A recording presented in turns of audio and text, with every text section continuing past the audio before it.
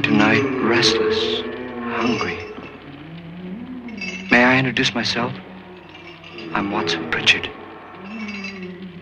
In just a minute, I'll show you the only really haunted house in the world. Since it was built a century ago, 7 people, including my brother, have been murdered in it. Since then, I've owned the house. I've only spent 1 night there, and when they found me in the morning, I was almost dead.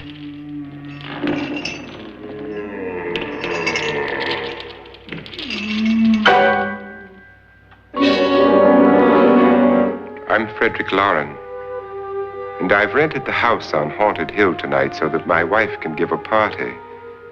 A haunted house party. She's so amusing. There'll be food and drink and ghosts, and perhaps even a few murders. You're all invited. If any of you will spend the next 12 hours in this house, I'll give you each $10,000, or your next of kin in case you don't survive. Ah, but here come our other guests. It was my wife's idea to have our guests come in funeral cars. She's so amusing. Her sense of humor is, shall we say, original. I dreamed up the hearse. It's empty now, but after a night in the house on Haunted Hill, who knows? This is Lance Schroeder, a test pilot, so no doubt a brave man. But don't you think you can be much braver if you're paid for it? And I happen to know that Lance needs the $10,000 I'll give him, if he's brave enough to stay all night. This is Ruth Bridges. You've no doubt read her column in the newspapers. She says her reason for coming to the party is to write a feature article on ghosts. She's also desperate for money. Gambles. You've already met Watson Pritchard, a man living in mortal fear of a house, and yet he is risking his life to spend another night here. I wonder why. He says for money. This is Dr. David Trent, a psychiatrist. He claims that my ghost will help his work on hysteria. But don't you see a little touch of greed there, around the mouth and eyes? This is Nora Manning. I picked her from the thousands of people who work for me because she needed the $10,000 more than most. Supports her whole family. Isn't she pretty? The party's starting now, and you have until midnight to find the house on Haunted Hill.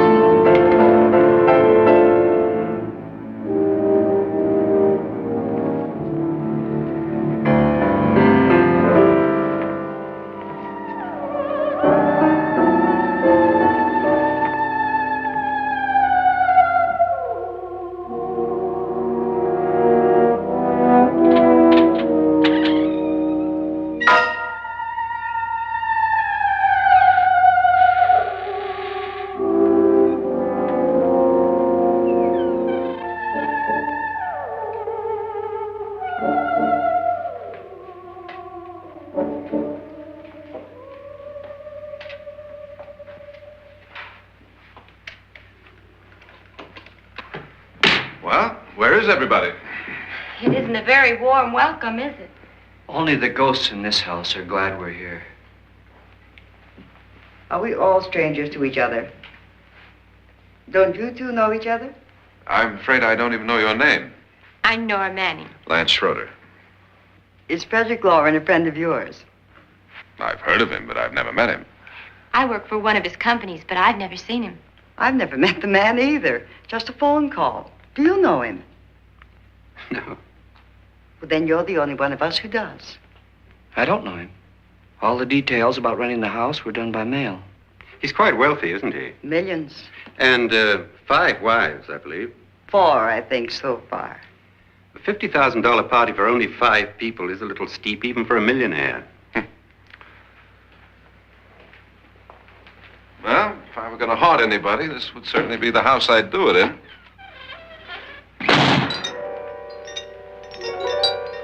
Who closed the door?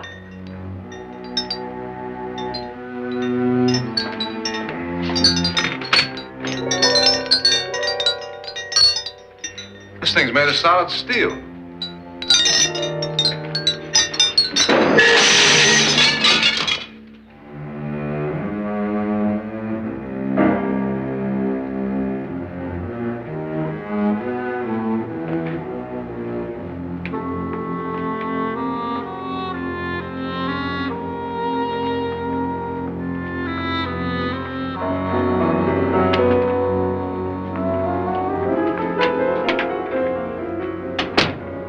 Annabelle, our guests are here, unfortunately still alive. Is your face on yet?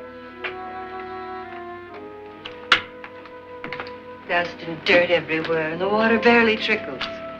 Couldn't you have had the place cleaned? Atmosphere, darling. You know how ghosts are. They never tidy up. And that's a very fetching outfit, but hardly suitable for a party. I'm not going to the party. The spend-the-night ghost party was your idea, remember? Since it's going to cost me $50,000, I want you to have fun.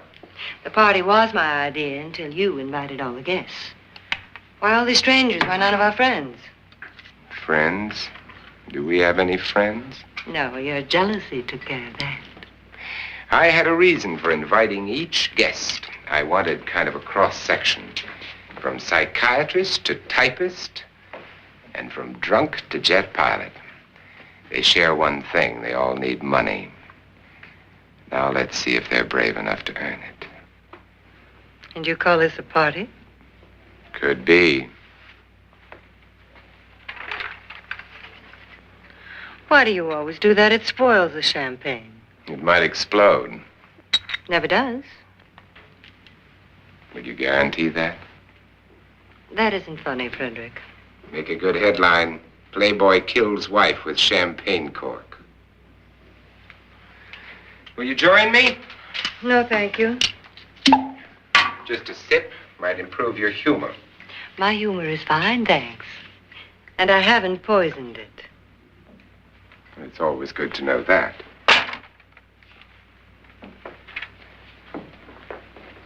Have some. You'll enjoy the party more. Go on.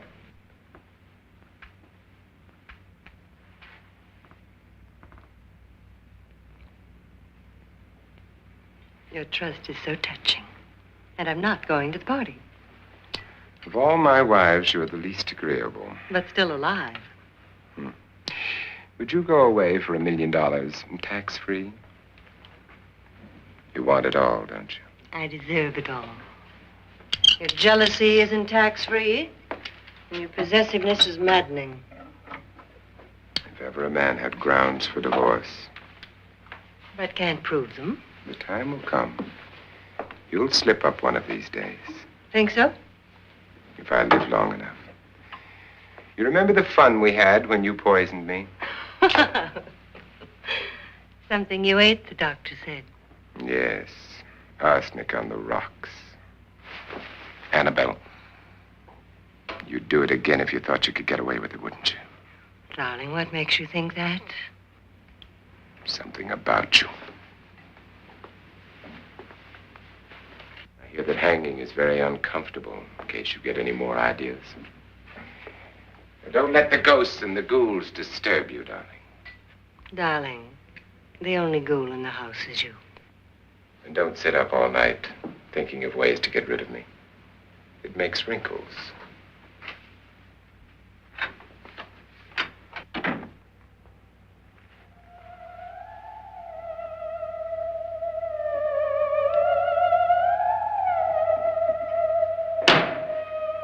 This is what she used on my brother and her sister. Hacked them to pieces. We found parts of the bodies all over the house, in places you wouldn't think. The funny thing is the heads have never been found. Hands and feet and things like that. But no heads. The wife, probably in a rage, threatened her husband with a knife and then, carried away by hysteria, took a swing at him and simply went on from there. She certainly went on. How many people did she kill, Mr. Pritchard? Only 2. Her husband and her sister. No one else was here.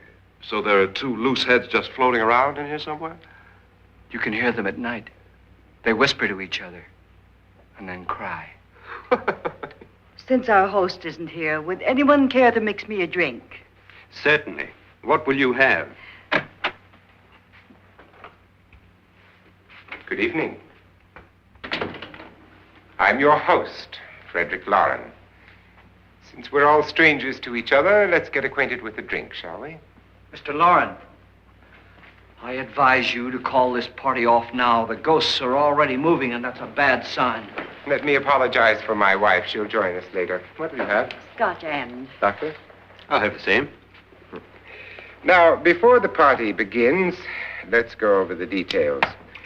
The caretakers will leave at midnight, locking us in here until they come back in the morning. Once the door is locked, there's no way out. The windows have bars that a jail would be proud of, and the only door to the outside locks like a vault. There's no electricity, no phone, no one within miles, so no way to call for help. Like a coffin. So if any of you decide not to stay for the party, you must let me know before midnight. Of course, if you leave, I shan't be able to pay you anything. I'm interested in your reasons for this, party. Aside from the pleasant company. Ghosts, Doctor. I think everyone wonders what they would do if they saw a ghost. And now my wife has given us all the opportunity to find out. Amusing. Ghosts, etc., being only creations of hysteria, your party should be a success. Well, Pritchard here promises us genuine ghosts. 7 now. Maybe more before morning. That's cheerful. 4 men have been murdered in this house. And 3 women. You planned your party very well, Mr. Loren. 4 of us are men, 3 are women. Well, a ghost for everybody. Well, Pritchard, why don't you take us on a tour through the house and let's see what happens, huh?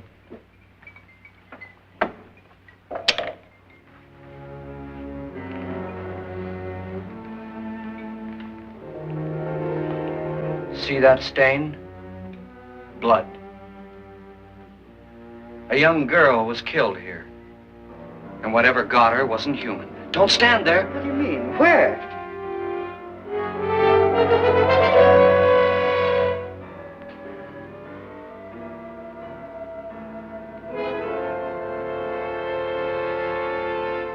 It's too late. They've marked you.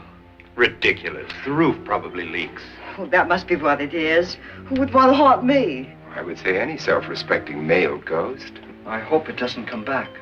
Well, Mr. Pritchard, you're the life of the party. Oh, he hasn't even started yet. Wasn't there a man who threw his wife into a wine vat or something?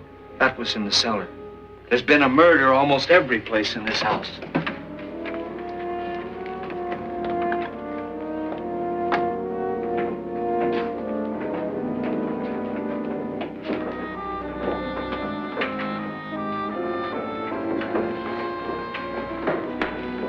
All this belonged to a Mr. Norton, who didn't die here. He was electrocuted later. Mr. Norton did a good deal of experimenting with wines, but his wife didn't think it was any good. So he filled the vat with acid and threw her in. She was supposed to stay down. But the bones came up. It's a funny thing, but none of the murders here were just ordinary. Just shooting or stabbing. They've all been sort of wild, violent, and different. Look out! Thank God she didn't fall in. You mean there's still acid in there?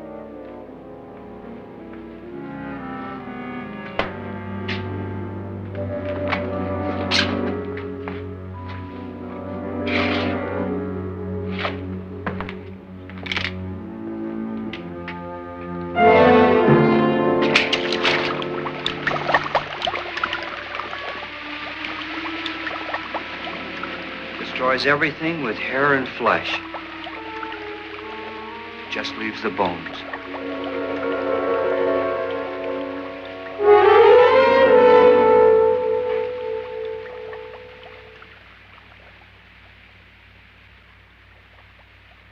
My, it's dry and dusty down here. Well, there's a cure for that upstairs. Come on.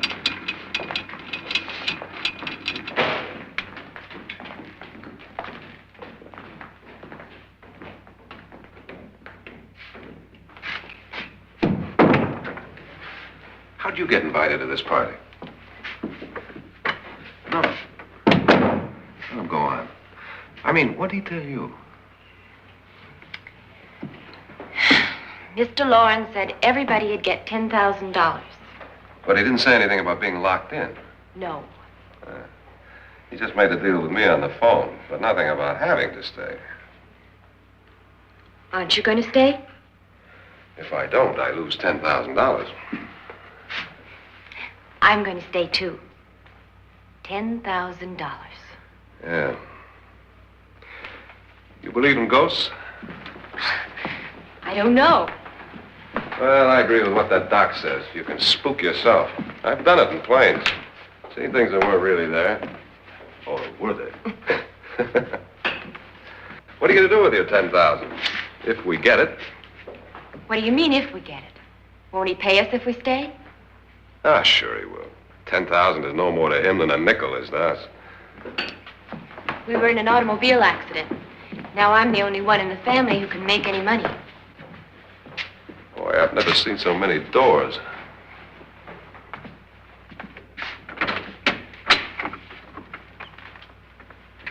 Closet?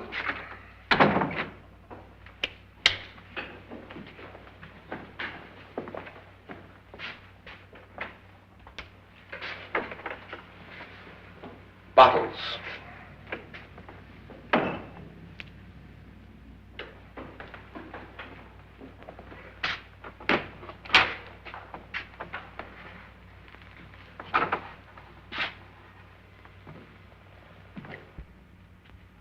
Does it go anywhere? Lance! Lance!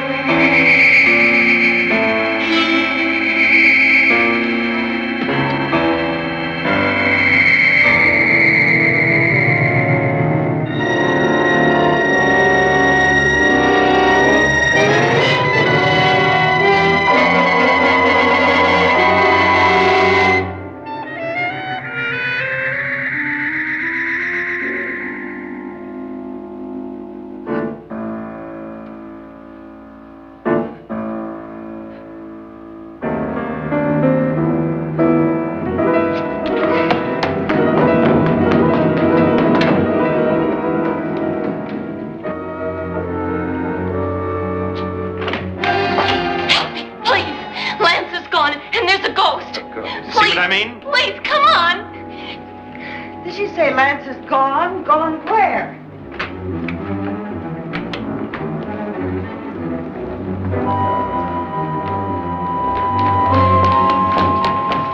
We'll have to break it down. It's locked. Locked?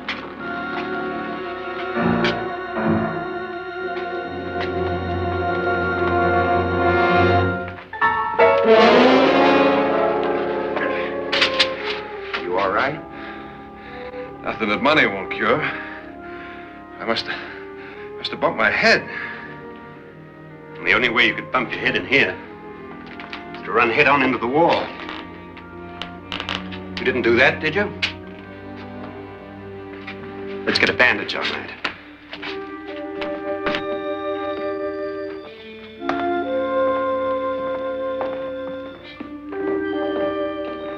I wonder why they didn't kill him. Who? He didn't bump his head. They hit him. They?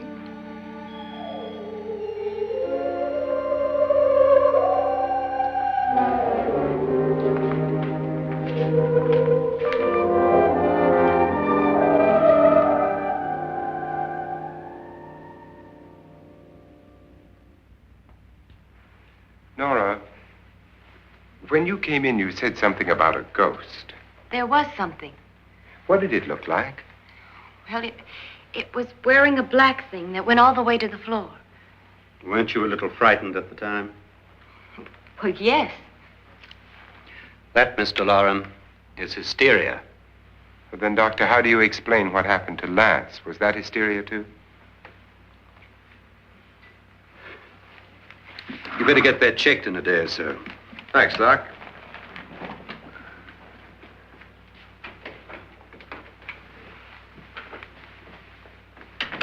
Wait for me in the hall.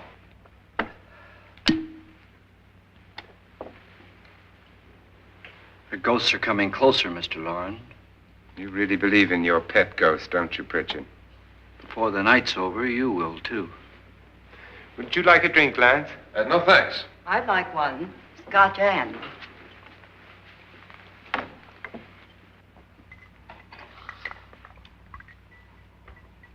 Mr. Loren, are you really going to pay anyone who stays all night? Certainly. $10,000. Will there be much red tape or delay? You in a hurry, dear? Frankly, yes. Or frantically. There you are, my dear.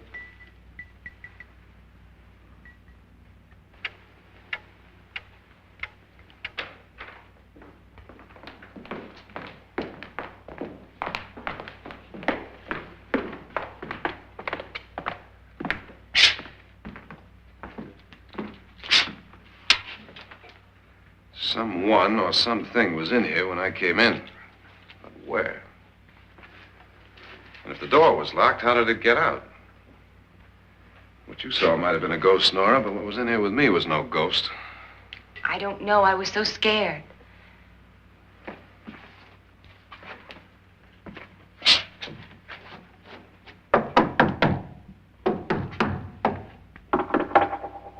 Does that sound different to you?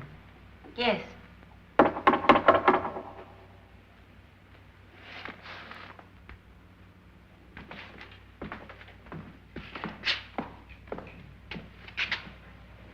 Three, 6, 9, 12.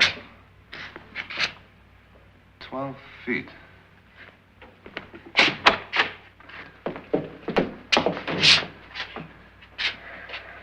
Three, 6.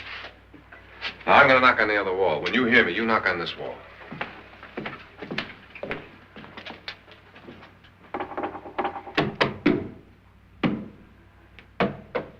Tap lower down.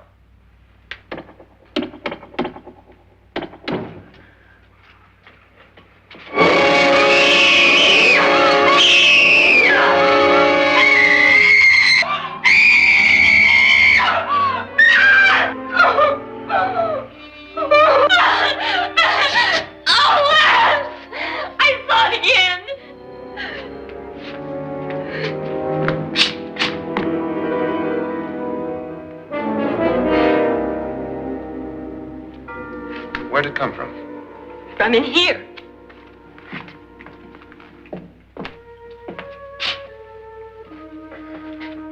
What if it ran out of here? I'd have seen it. Lance, it doesn't run. It just floats. Yeah, but why didn't I see it? You don't believe me.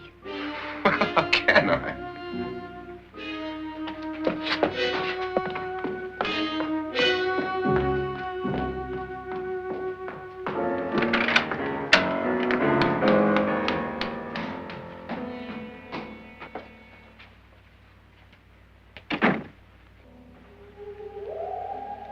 I'm Annabelle Loren. You must be Miss Manning. I realize this is a very unusual and I'm afraid very dull party. Wouldn't you like to freshen up?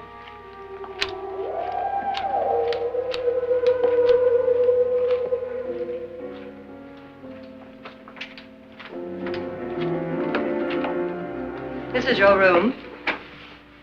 Depressing, isn't it? I doubt if I'll spend much time here. It's going to rain. Perfect atmosphere for my husband's party. Why did you come here?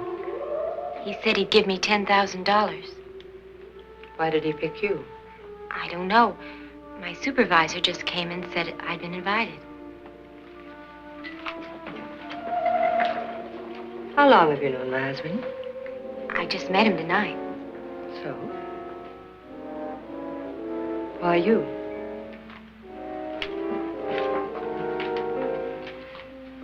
What were you doing wandering around by yourself?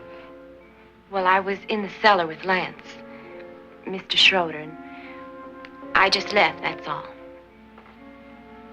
Don't do it again. Don't go anywhere in this house by yourself.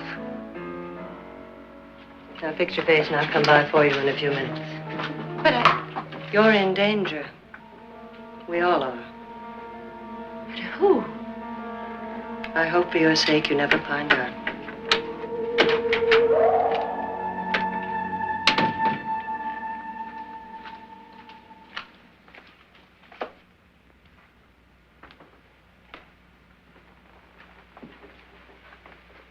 I'm Annabelle Loren. Were you looking for something?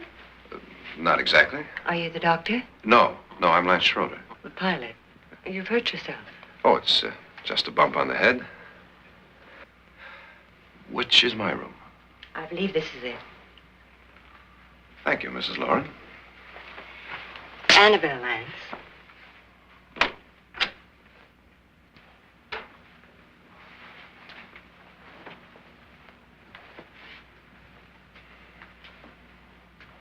You were with the young girl in the cellar. Why was she so upset?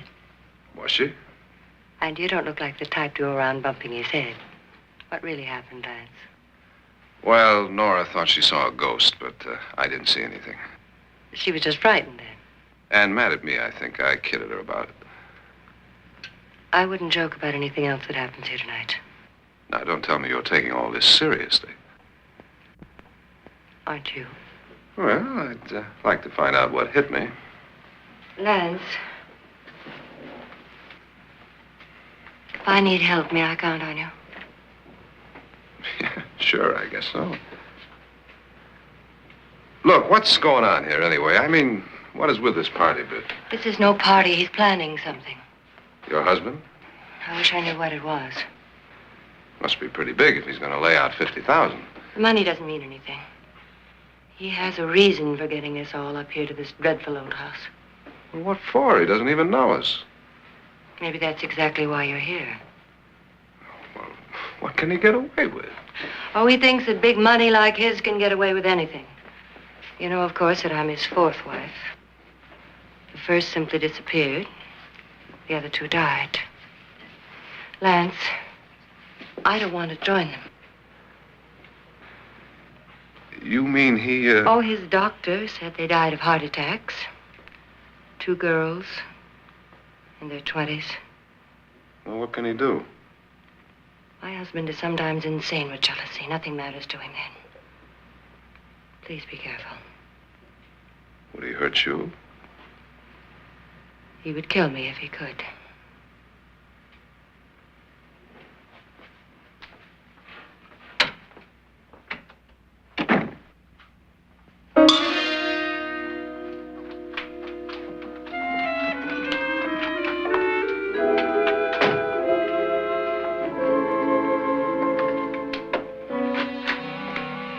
Annabelle, you're missing all the fun. Nora Manning was almost killed by a falling chandelier. The pilot bashed his head in. Is he badly hurt? The Saturnine psychiatrist bandaged him up. Don't you want to go and console him, as you do most men, in your fashion? You're so clever, Frederick. So I lie awake nights wondering why I married you. Was rather a mistake. You didn't marry me, dear. I married you. Unpleasant, but no mistake. Hurry up. Frederick, for the last time, I'm not going to your party. And for the last time, it's not my party, but yours. And you are going. I am not. You ready, dear? No. Are you ready, dear? Yes, damn you. Would you adore me as much if I were poor? No. All you want to be is a lovely widow. It's almost time to lock up the house. And then your party will really begin. I wonder how it'll end.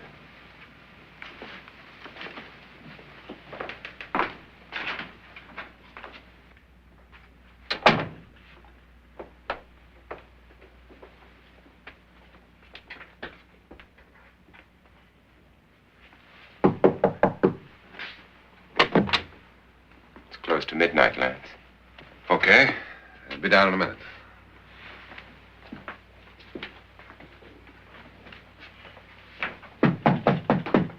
Who is it? Your host, my dear. It's almost midnight, Nora. We're all going to get together down in the living room. All right, Mr. Loren. I'll be right down.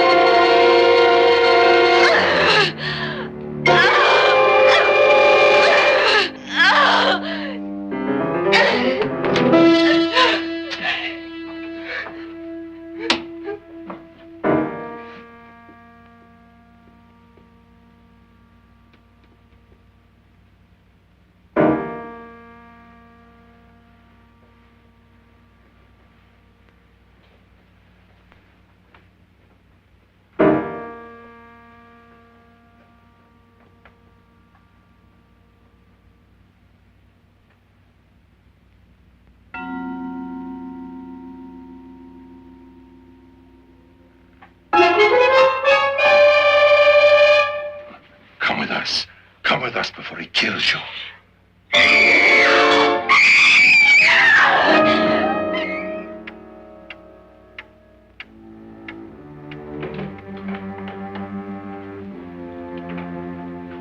Where's Nora? Miss Manning.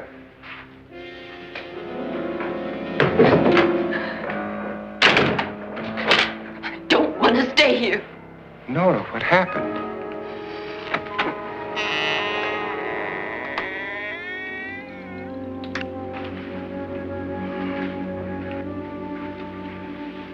That's Jonas Slydes and his wife.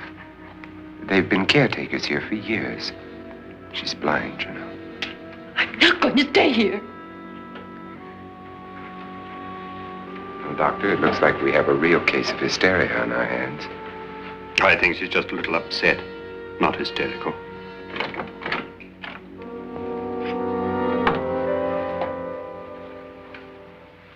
Good evening.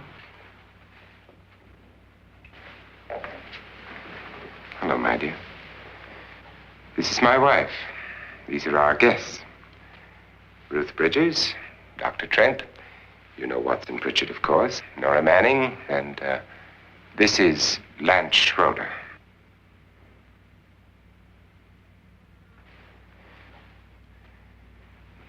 Get me out of here. Now, what about the 10,000? I don't care. He wants to kill me. Who wants to kill you? Mr. Loren. May I have your attention, please? I think you all remember the bargain we made about staying all night.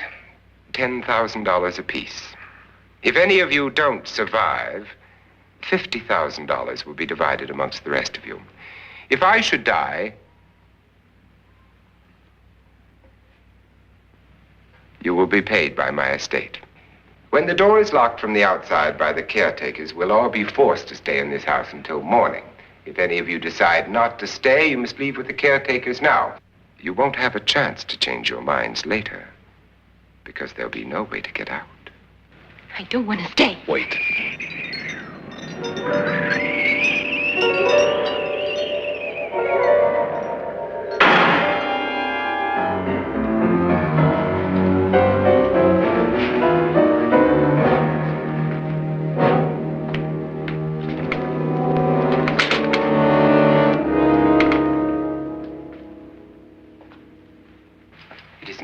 Not yet? Who told them they could leave? They never leave before midnight. Well, they've gone now. I was going to ask you whether you wanted to stay or not, but it seems that the caretakers have made the decision for you. We're all locked in now. But I don't want to stay. And I'm sorry, my dear, but it's too late now. Darling, haven't you had enough of the silly game? Get some cars up here for these people and let them go home. But pay them first. This is your party, remember? In spite of my wife's faith in my ability to do the impossible, we will all have to stay in this house until 8 o'clock in the morning. But we have some party favors for you in these little coffins. This is my wife's idea.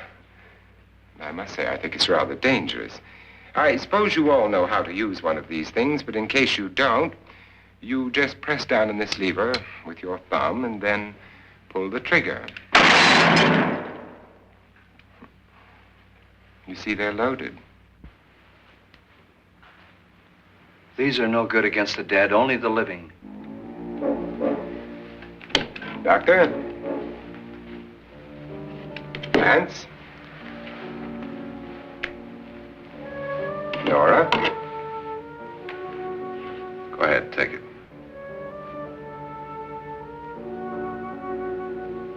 Miss Bridges?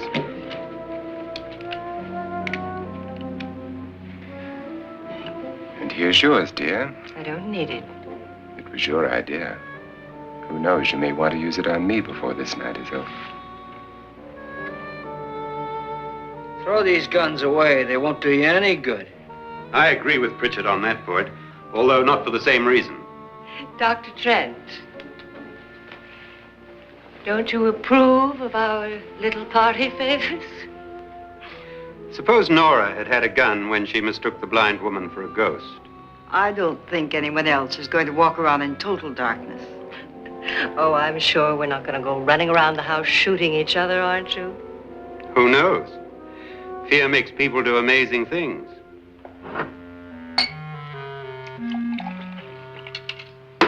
Mr. Pritchard, you said your sister-in-law killed a man and a woman here and cut them up? You said they found hands and feet, but they never found any heads. Would you like to see one of those heads? Would you all like to see one of those heads? Well then, just follow me.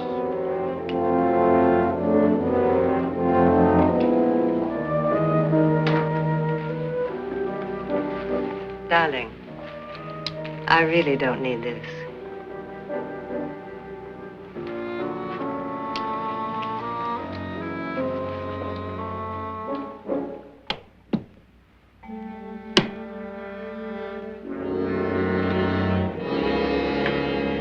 Just go look in my suitcase.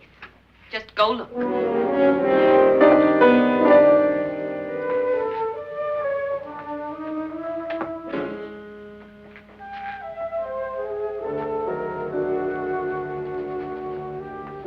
But it was in there. A woman's head. Nora, I think you're a little upset. Would you care for a sedative? Get out! Get out, all of you! All of you, get out of here and leave me alone! Just get out of here! You think it's all right to leave her by herself, Doctor? I wish she'd taken the sedative. Well, what do you suppose she thought she saw? They're closing in on her. Look, Doc, I think somebody ought to stay with her. There could be 1 million people around her. If they wanted her, they'd get her. What if he's right? He's too drunk to know what he's talking about. I wonder. I'll join you in a minute.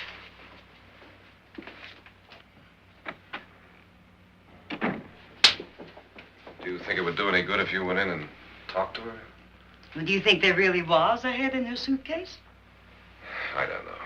A thing like that would put me right over the edge. Look, would you sort of stay up here, I mean, in case she needs help? All right. I'll be in my room. Just call it. Thanks.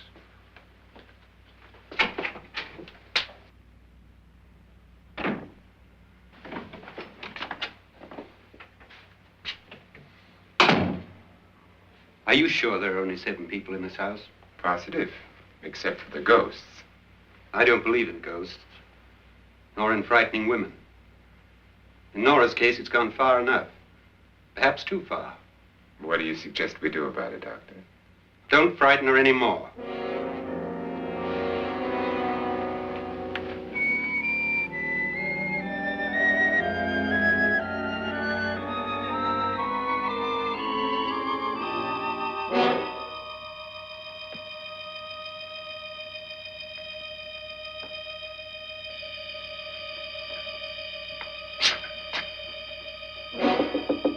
Nora?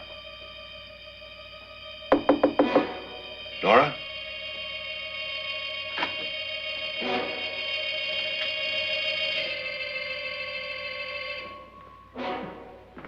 Nora?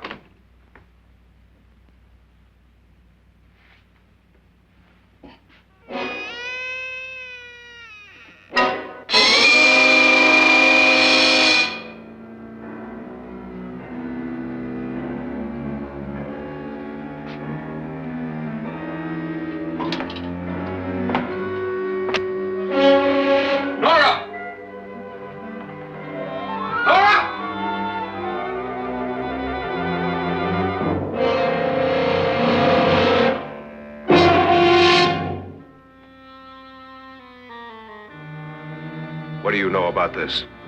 They've taken her. In a little while, she'll be one of them. Where's Nora? Where is she? It's too late. It's too late. You'll never find her again. Pritchard, if you know where she is, you better tell me now. She's gone. She's gone with them. And there's nothing you can do about it.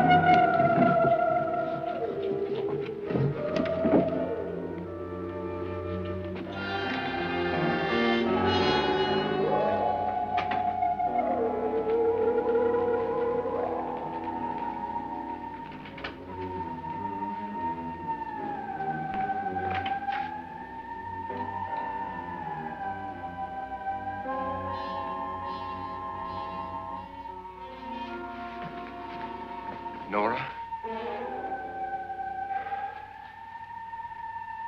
She's dead, Mr. Loren. Your wife hanged herself. Suicide.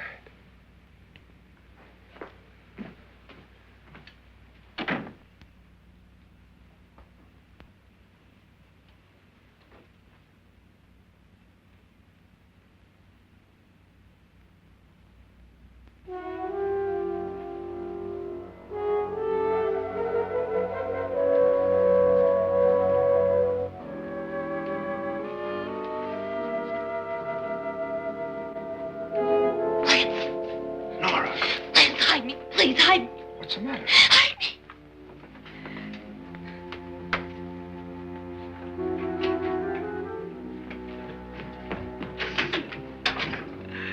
He tried to kill me.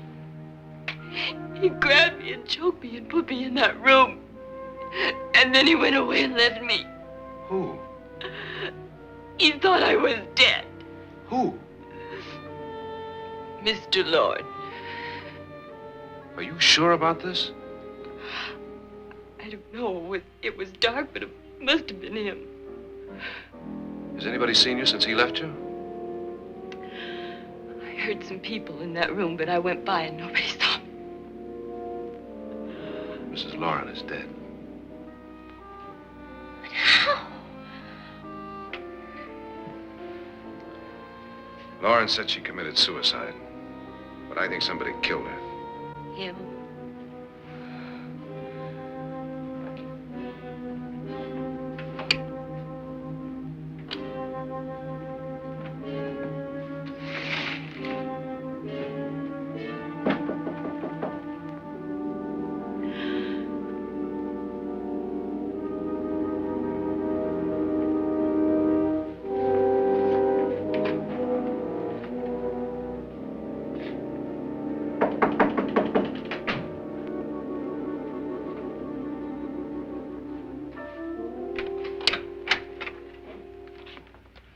I'm sure you've come to the same conclusion I have. Yeah, I think so. Well, let's all have a meeting, discuss what to do. The living room? Okay, in a minute.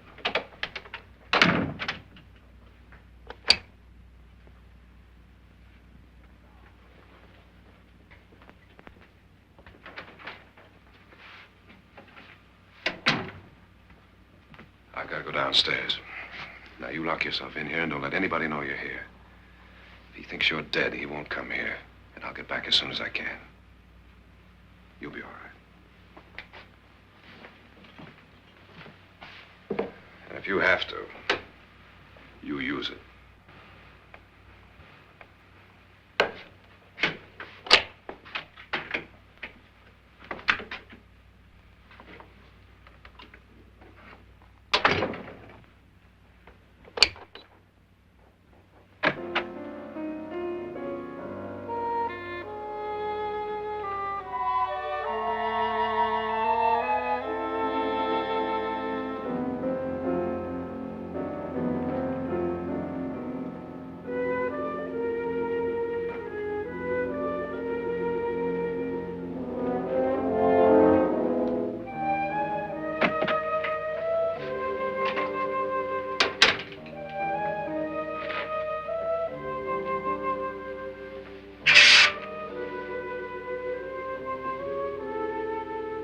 So beautiful. So greedy. So cold.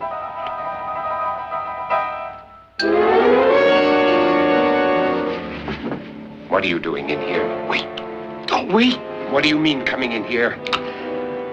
I didn't want them to take her away. You're drunk. They will if you don't watch her. You're drunk. All right, out with it, Pritchard. Why did you come into this room? I'm the only one who understands. Understands what? Your wife isn't there anymore. She's already joined them. Now, Pritchard, I've had enough of your spook talk. Get out, you sot, and don't come back into this room again.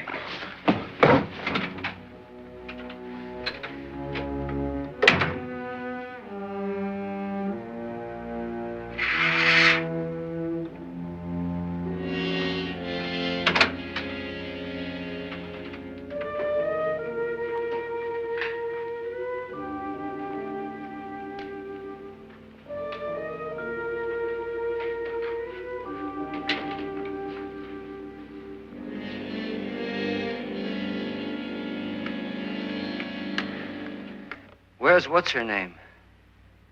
Nora. I didn't disturb her since I don't think this concerns her. No, you're right. Mr. Loren, isn't there some way we can get out of this house now? No, none at all. We could try breaking out. The only door to the outside is made of steel. The bars of the windows are set in solid stone. We gotta stay. I'm not afraid of your ghosts, Pritchard. But I am afraid. When we came here a few hours ago, the only thing we had in common was the $10,000 we'd get. Now, however, we share something else. The death of Mrs. Loren. So far tonight, one of us was almost killed by a falling chandelier. One of us was mysteriously slugged. One of us has been driven to the brink of absolute hysteria, and one of us is dead. Were these accidents? Suicide? And we must stay here for 6 more hours. 6 hours? 6 of us. Time enough. Who'll be next? How will it happen? Let me ask you a question, Doctor. You were the first one to see my wife there. Did you also see anything that she could have climbed up on and then jumped? No. Did any of you? There was nothing. How then did she get up there so high? Exactly, Mr. Loren. How? She couldn't have pulled herself up there. She couldn't have dropped from the ceiling. Do you think your wife killed herself? No. She was murdered by one of you.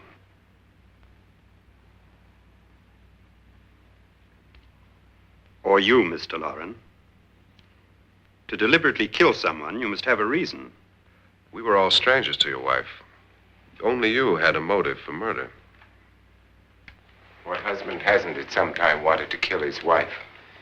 What husband hasn't had 1,000 opportunities to do it in such a way so that he'd never be suspected? I'm not such a fool as to hang my wife from a ceiling by a rope.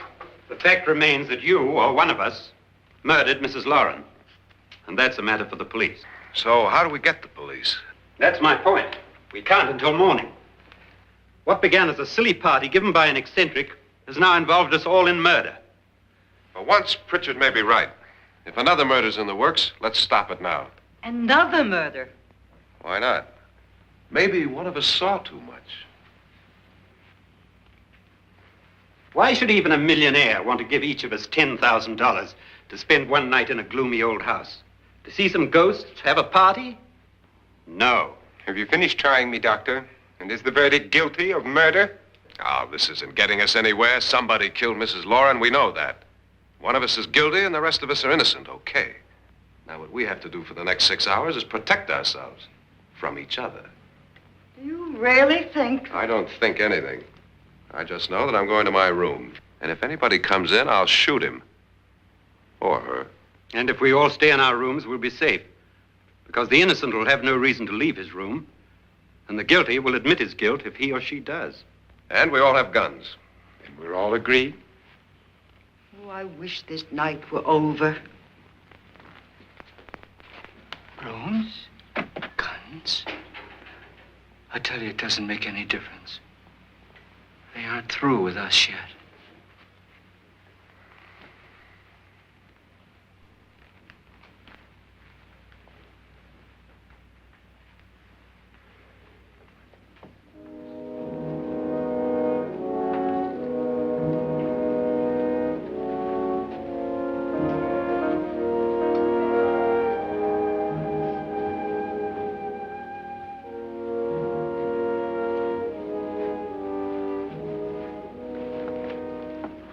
What's the use of saying goodnight?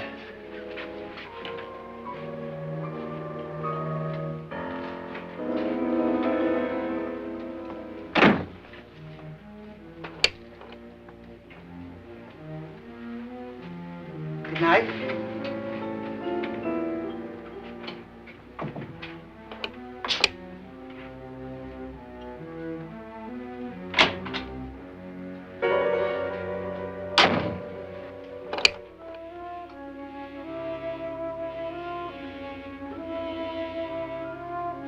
Good night, Doctor.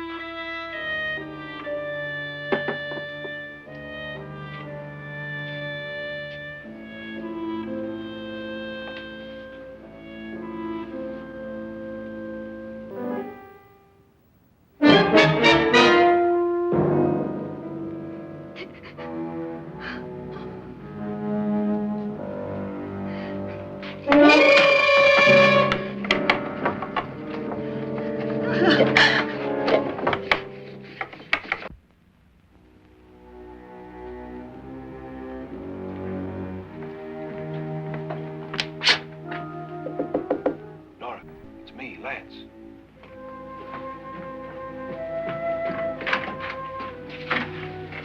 You okay?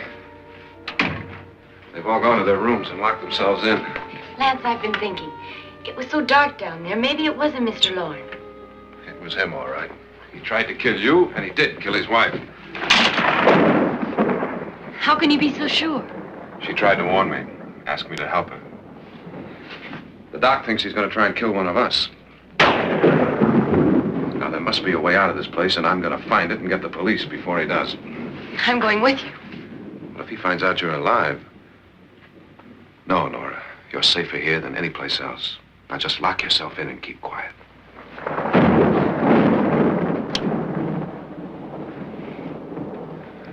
If I find a way out, I'll come back and get you.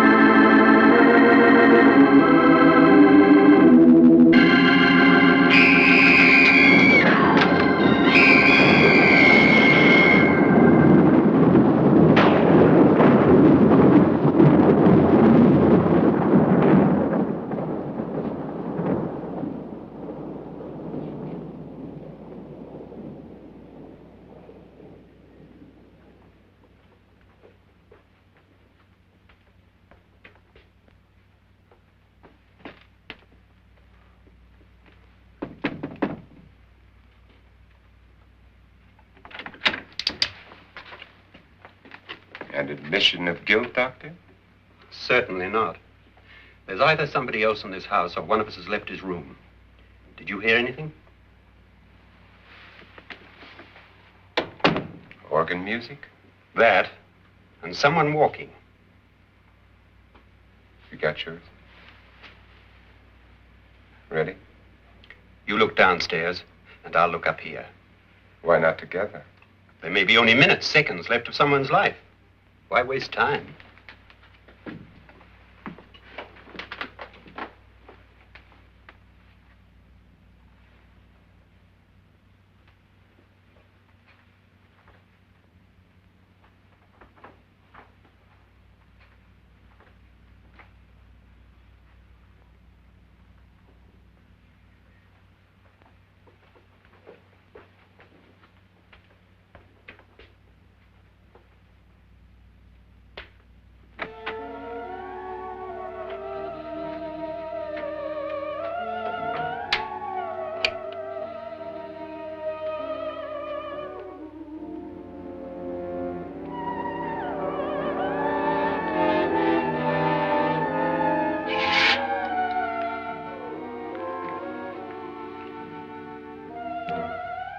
It's almost over, darling.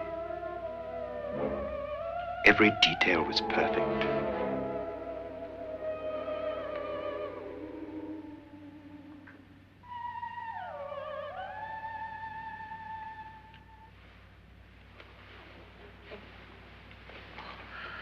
What's happening? We've done it. A perfect crime. Beautiful. Has she killed him? Not yet. But she will. Get me out of this hanging harness. What's taking that girl so long? What time is it? At first, I couldn't get Nora to want to protect herself with a gun. But after you appeared at the window, everything began to work just as we had planned. You were wonderful. Just the touch that finally drove her into complete hysteria. It'll be worth all of our planning, darling. Where's Nora now? What's happening? On her way to the cellar. So scared she'll shoot the first thing that moves. And Frederick? On his way to the cellar, too. David, are you sure none of them will suspect us? Of what? An hysterical girl accidentally shoots somebody? Who would suspect that we planned it that way, that we drove her to it? What about my suicide? But just a ghost party gag. We'll claim it was a dummy since I'm the only one who touched you.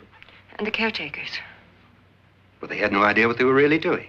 What about Nora? She's not stupid, you know. Darling, believe me, everything we planned is working perfectly. Nora is sure Frederick murdered you. She thinks Frederick attacked her in the cellar, not me. And now Nora's almost out of her mind with fear. The heads, the music, you're hanging. I tell you, when Frederick walks in there, she'll shoot him. It's taking too long. David, you ought to be there.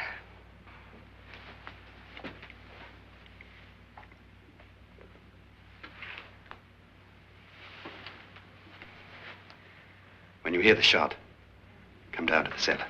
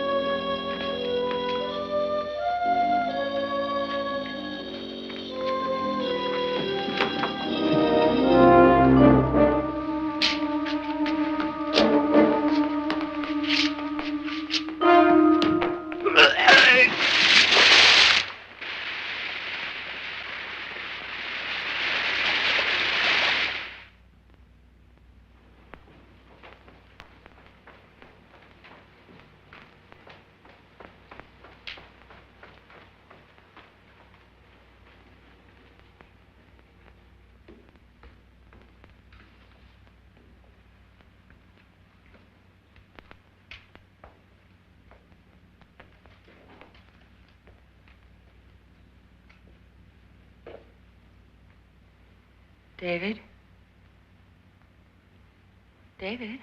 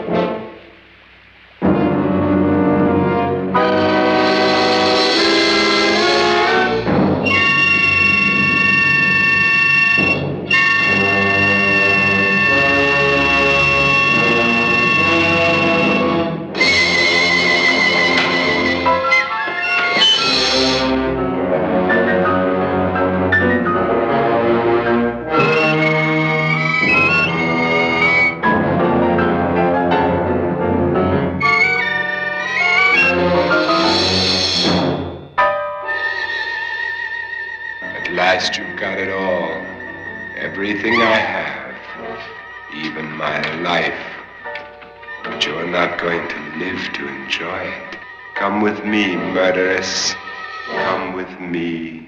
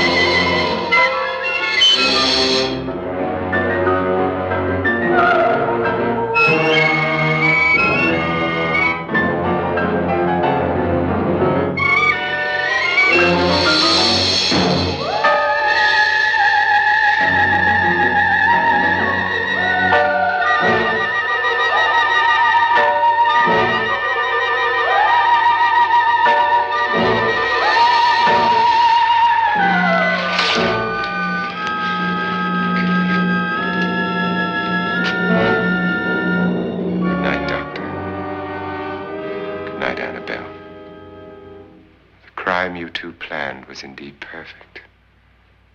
Only the victim is alive and the murderers are not. It's a pity you didn't know when you started your game of murder that I was playing too.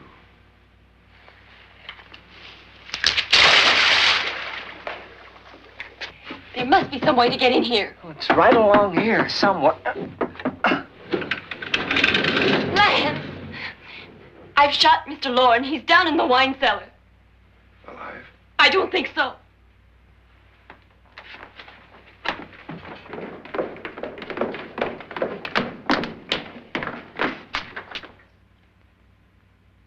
It's him. He's alive.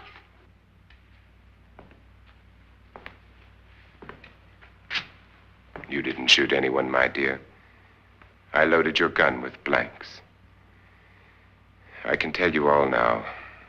Trent and my wife were planning to kill me. They failed. Trent tried to throw me in the vat. My wife stumbled and fell. I'm ready for justice to decide if I'm innocent or guilty.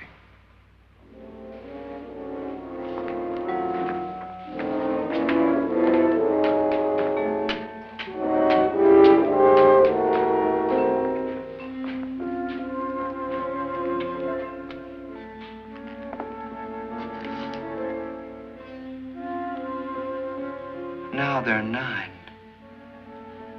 There'll be more, many more. They're coming for me now. And then they'll come for you.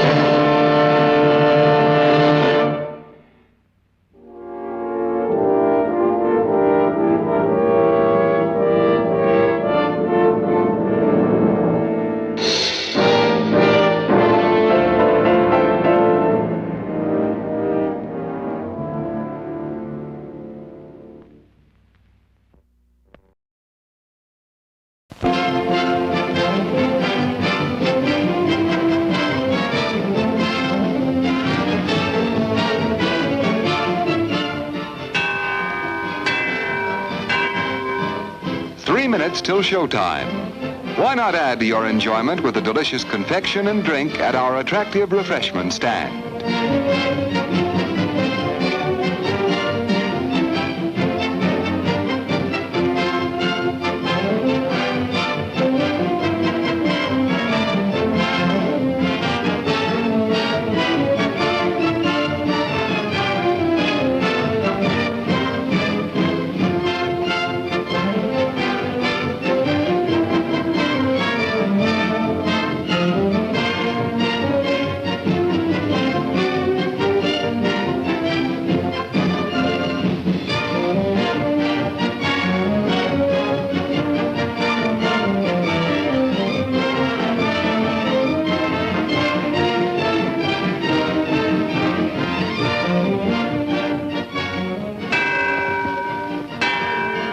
2 minutes till showtime. Tempt your taste with the wide variety of mouth-watering snacks available at popular prices at our refreshment stand.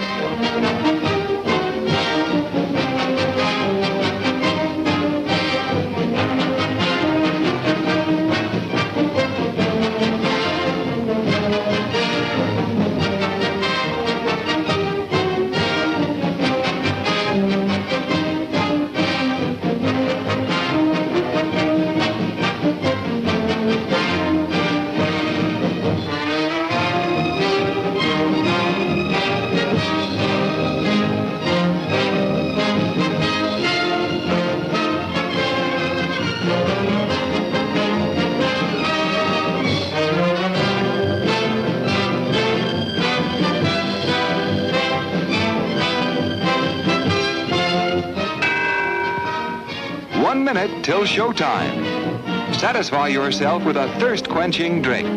Your favorite beverage awaits you at our refreshment stand.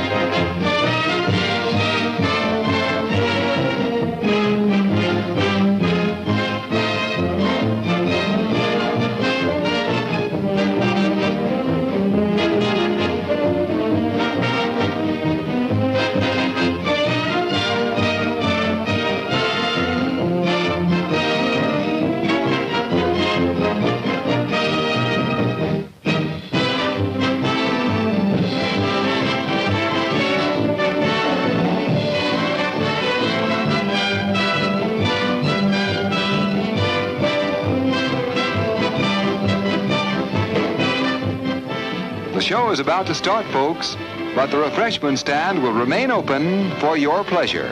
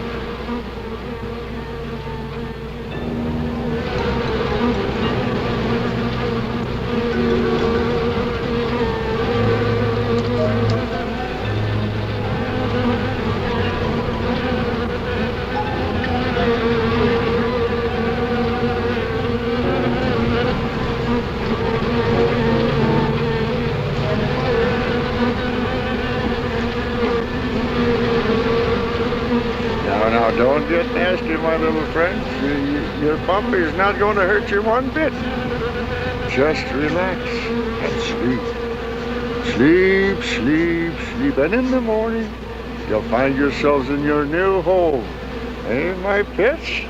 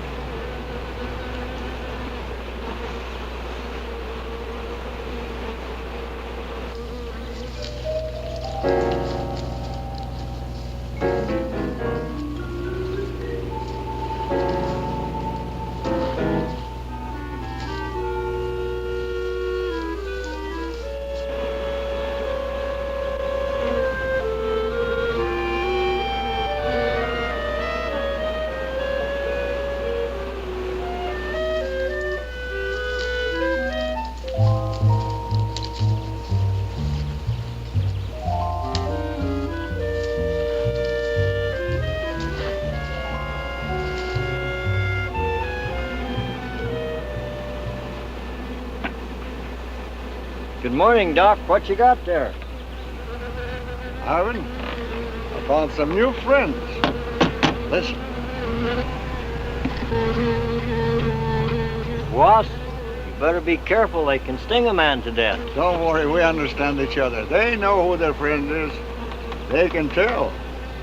Yeah, but they know when you ain't, too. Nonsense. If you knew about wasps what I know, you'd have no fear of them, my boy. No fear.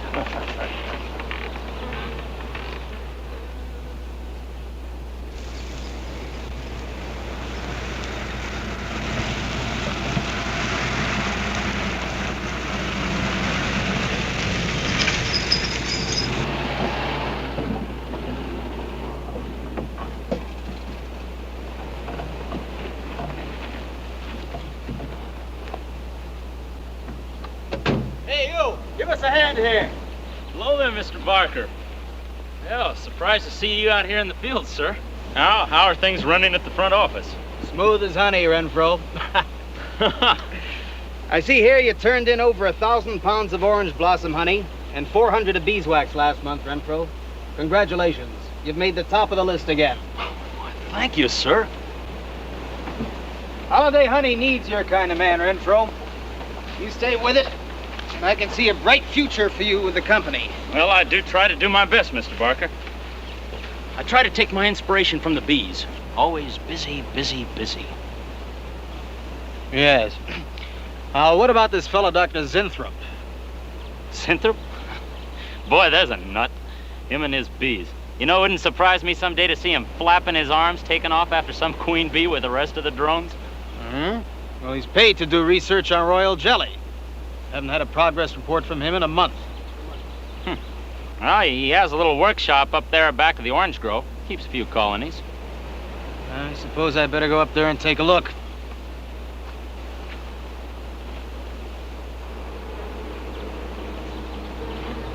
Hey, you! Where's this fella Zinthrop? Oh, he's up where the extractor is, up there. Hey. This isn't a honeybee. These are wasps. Wasps? Who's responsible for this? Most likely Dr. Zinthrop, sir. I told you he was a crackpot. Zinthrop, huh? Zinthrop.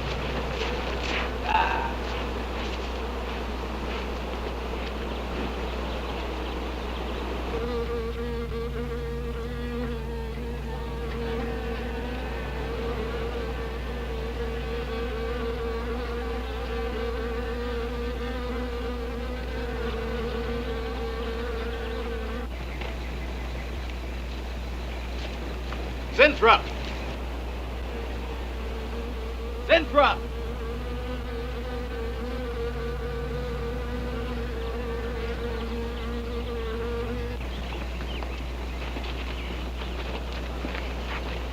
Now look here, Winthrop, what's all this nonsense about wasps? I'm so glad you dropped in, Mr. Barker.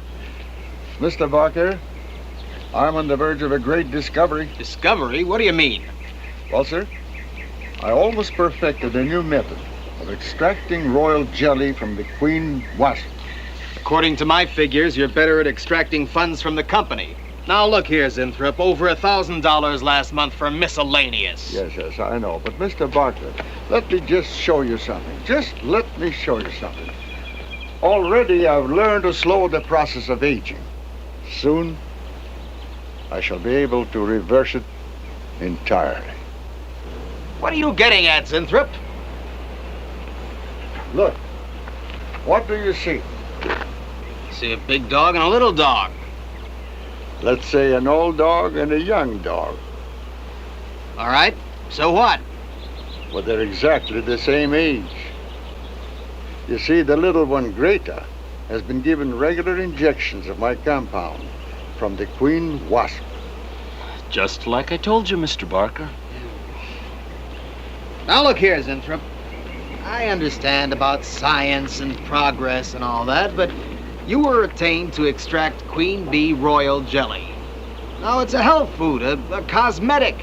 It's not a miracle drug or an elixir of youth. That sort of thing is impossible. Oh, but Mr. Parker... Winthrop, I'm sorry, Winthrop, but I'm gonna have to let you go. You just don't seem to be one of the team.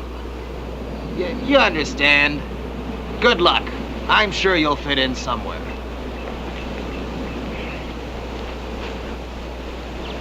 Fit in somewhere.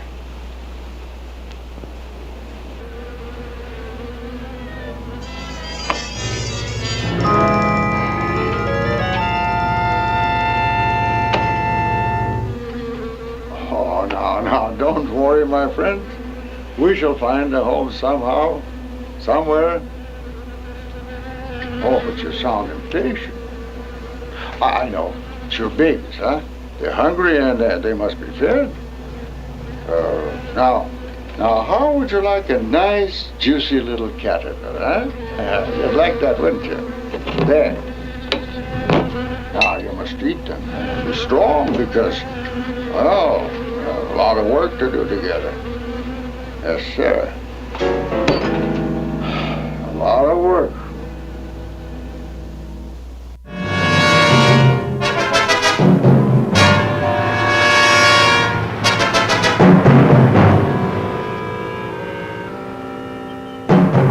As you can see, gentlemen, sales for the last fiscal quarter have dropped 14.5%. There has not been a corresponding drop in our competitor sales. I trust one of you gentlemen has a satisfactory explanation for this decline. Not one little suggestion, gentlemen. We'll start with you, Thompson. As public relations manager, no doubt you have some faint glimmering of what's happening to stolen products. Well, Thompson? Well, you see, I had no idea you were such an excellent public speaker, Thompson. Oh, I'm sorry, Miss Darlin. I guess I'm not feeling very well this morning. I'm sorry you aren't. I think I can tell you why Starlin products are falling off so badly, Miss Starlin. We're listening, Lane. Where would you put the responsibility for this decline? On you, Miss Starlin. I imagine you have arguments to support that contention. We've all been looking at it for the past 20 minutes. The most convincing argument is right on that graph. May I show you? Thank you. Now, right here in April is when Starlin sales started falling off. Very clever of you, Lane. Would you mind waiting until I finish, Miss Starlin? That's enough, Lane. Relax, Willis. My apologies for the interruption. Go on. Thank you. Now, as I said, sales began to fall in April. But the reason for the fall was back here in February. The Starlin products have always been thought of as something of a modern miracle in the cosmetics trade. A firm built to a multi-million-dollar-a-year business on the strength and appeal of one person, Jonas Starlin. From the beginning, right through until February of this year, only one woman's face was used to advertise those products. Your face, Miss Starlin. The public have come to accept you as a symbol. Well, now, after 16 years, they see a different face. They don't trust it. They feel cheated. The simple fact is that Starlin Cosmetics should have Jonas Starlin's picture advertising them. Well, that's about all I've got to say. And a darn good job of saying it, too. I agree. Lane makes a lot of sense on that score, Miss Starlin. I think I've had enough flattery for one morning, gentlemen. It was a very convincing argument, Lane. There's a Mr. Zinthrop to see Miss Starlin. There's only one small factor you've overlooked. Not even Jonas Starlin can remain a glamour girl forever. Miss Starlin. Yes, Mary. There's a Mr. Zinthrop in reception. He says he has an appointment. Thank you. Well, this has been a very informative get-together. That'll be all for now.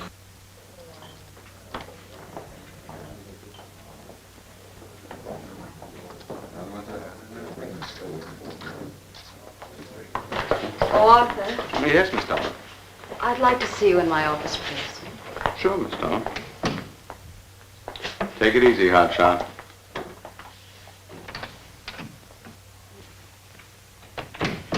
Something on your mind, Miss Starlin?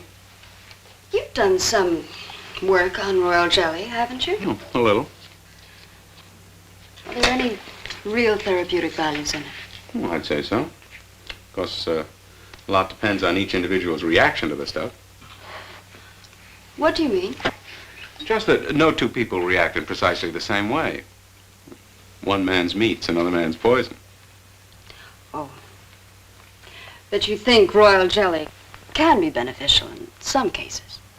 Queen bees set a lot of store by it. I'll accept that as an affirmative answer. Supposing a more powerful form of royal jelly could be obtained. From the queen wasp, for example. I mean, well, do you suppose that might have some rejuvenating effect on a human being? I'd stay away from wasps if I were you, Miss Starlin. Socially, the queen wasp is on a level with the black widow spider. They're both carnivorous. They paralyze their victims and then take their time devouring them alive. They kill their mates in the same way, too. Strictly a one-sided romance. Well, I'm not exactly interested in the love life of the queen wasp. I want your opinion on the possibilities of using enzyme extracts from royal wasp jelly, commercially. Well, if you want an honest opinion, Miss Starlin, Of course I want an honest opinion. then my advice is forget about it. Thank you, Arthur. Anytime, Miss Starlin.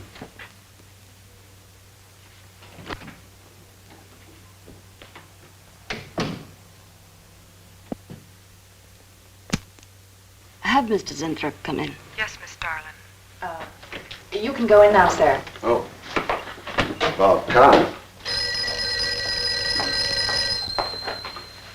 Jonas Starlin Enterprises. Miss Starlin? Yes. How do you do?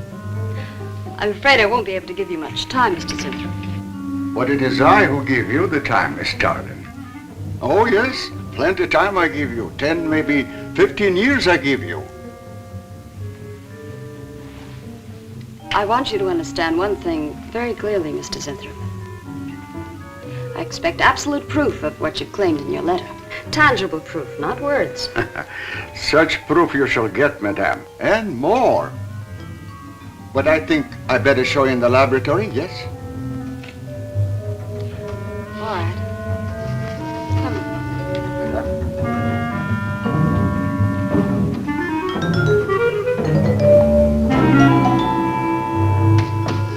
Look. They look terrible. Why don't you put them out of their misery? Madame, you ask for proof. Please be kind enough to look at proof you ask for. May I proceed? Thank you.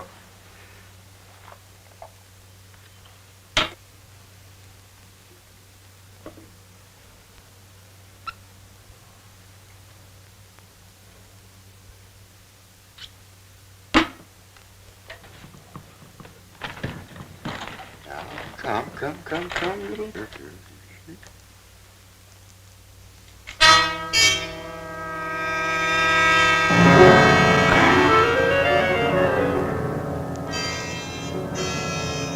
In a few minutes, madame, you shall see a miracle you shall not believe.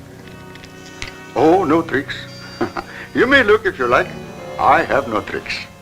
Well, don't look at me. I'm not changing.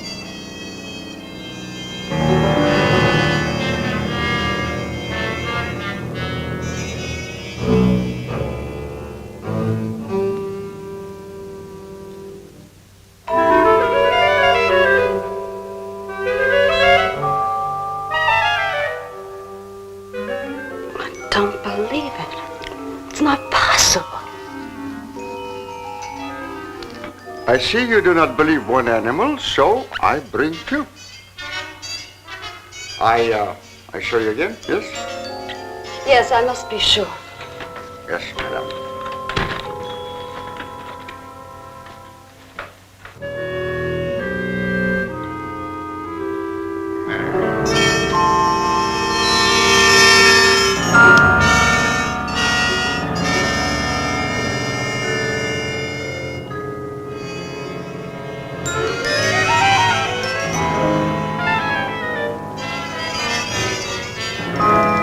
Miss Darling, does my secret have interest for you, yes?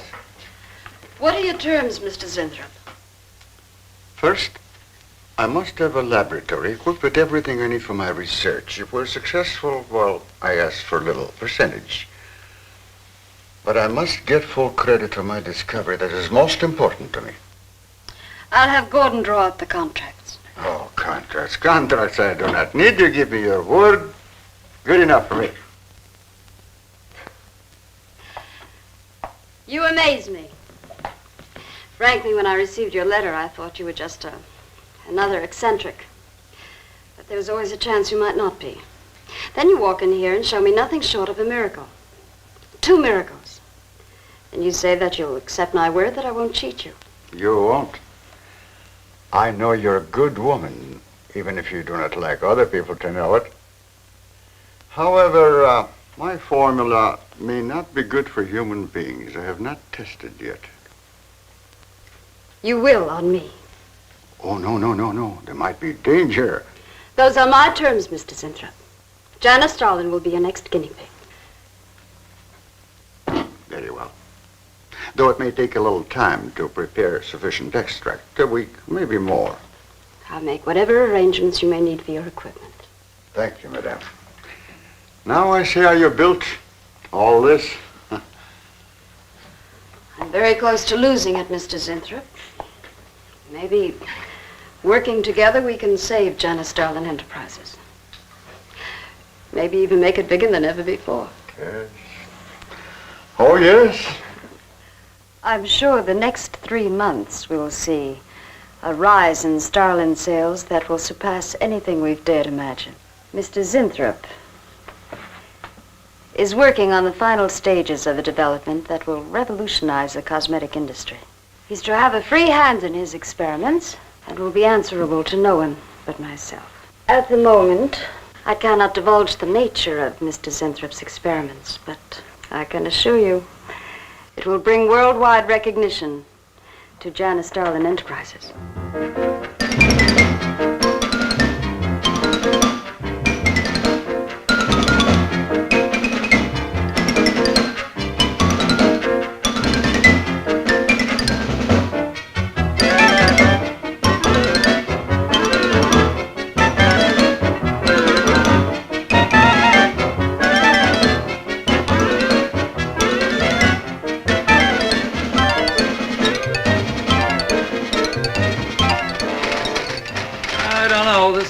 Must be the granddaddy of all confidence men to take in a guy like Starlin. Why doesn't somebody wise her up? Like you, for instance? Bill, what makes you think Zinthrop really isn't on the level? After all, we don't even know what he's working on. It could be very legitimate. You're as bad as she is. Oh, women. Men. Every time you're stuck to an answer, you always come up with women. You're not getting out of this one so easily. I'd like to know why you think Zinthrop really hasn't got something. Well, you can call it male intuition if you like. It's just that there's something about this whole business that doesn't smell right. The private laboratory, the secret experiments, Zinthrop himself. The only thing that's missing is a genie with a lamp. You better leave the intuition to me. Come on. I'll let you buy me dinner. Buy you dinner? What's happened to your sporting blood? I thought we were going to toss for the check. Oh, no. You won the last 3 times. All right, look, I'll make a deal with you. Dinner is on me if you promise to keep an eye on what goes on in there. What do you want me to do? Read her mail and send you messages in secret code? You could do worse. Oh, no, Mr. Cooper, not you, too. I've been trying to tell Bright Eyes here that I think Zinthrop is a phony and a confidence man. If I were sure of that, I wouldn't be worried. I think he's a lot more dangerous. A quack. Well, I don't follow you, Coop. Well, a confidence man would just be interested in your money. The only damage they can do is to your pocketbook. A quack can be fatal.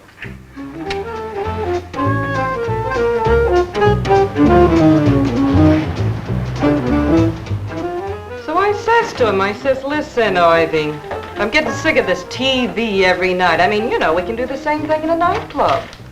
Well, almost. Good morning. Janice Starlin Enterprises. I got 2 words for you. Drop dead. Twice. Irving? Calls me to tell me Dr. Cyclops is on Channel 9 tonight. What crust? You've seen it twice already. Good morning.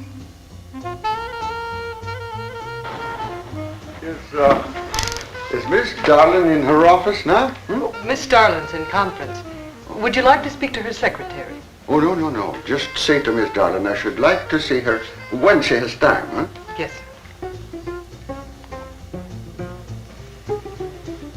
Was there something else, Mr. Zinthrop? No. Goodbye. Goodbye. Goodbye.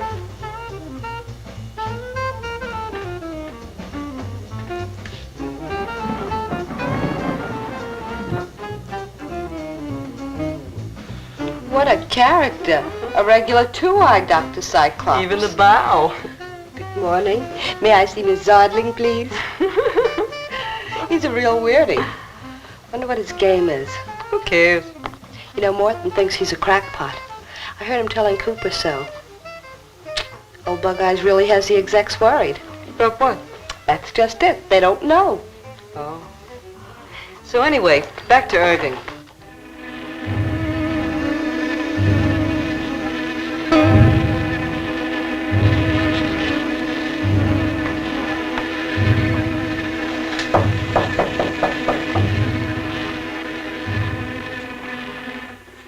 Good morning, Miss Darling. Good morning. Good morning. I couldn't get away any sooner. Is it important? Miss Darlin, do you remember the big cat I showed you last week? No? What about it? Well, I want you to look at him. Come.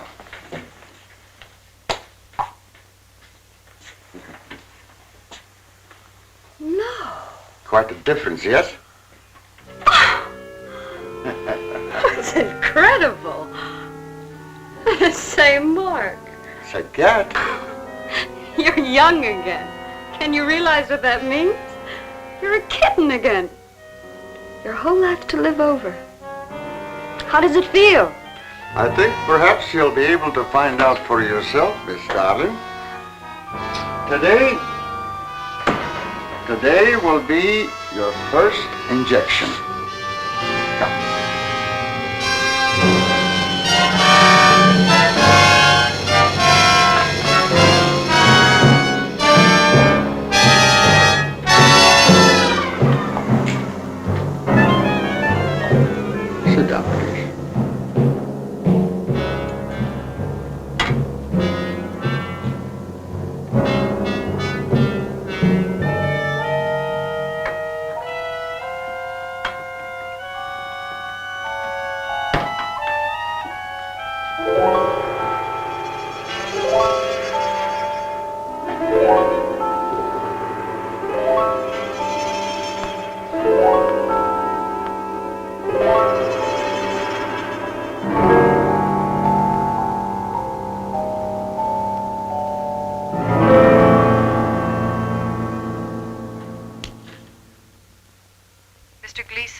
routing on line 3.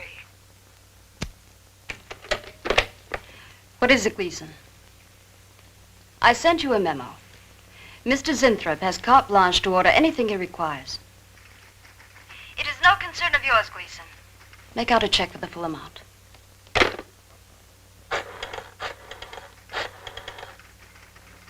Sue? Mary. Can I talk to Mr. Lane a minute?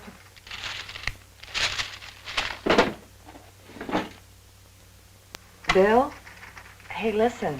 Gleason just got a bill for $2,300. Zinthrop.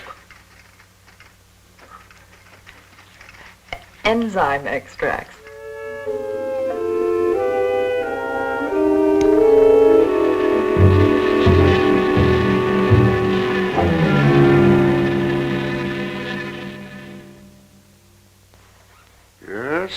Yes, we are making progress. There's great improvement in the tissue.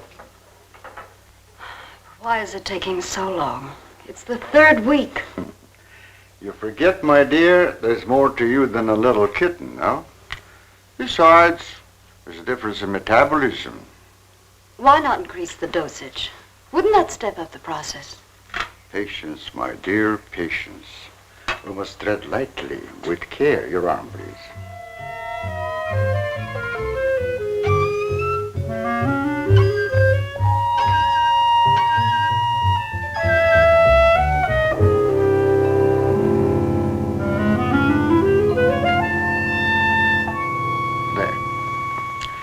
You know, I've been experimenting with a concentrated solution of the enzymes. Oh, a great deal more powerful than the solution I've been using in your injection. Oh? Yes. And I think it will be better for lotions, as an emollient lotion. It'll make estrogenic creams and all such products old-fashioned. My dear, Stalin will be world famous, bringing you to millions. You're right, Zinthrop. There are going to be a few red faces in my advertising department. But I am right. Why, your own mirror will tell you that I am right. Why, you look at least 5 years younger than you looked 3 weeks ago. I know.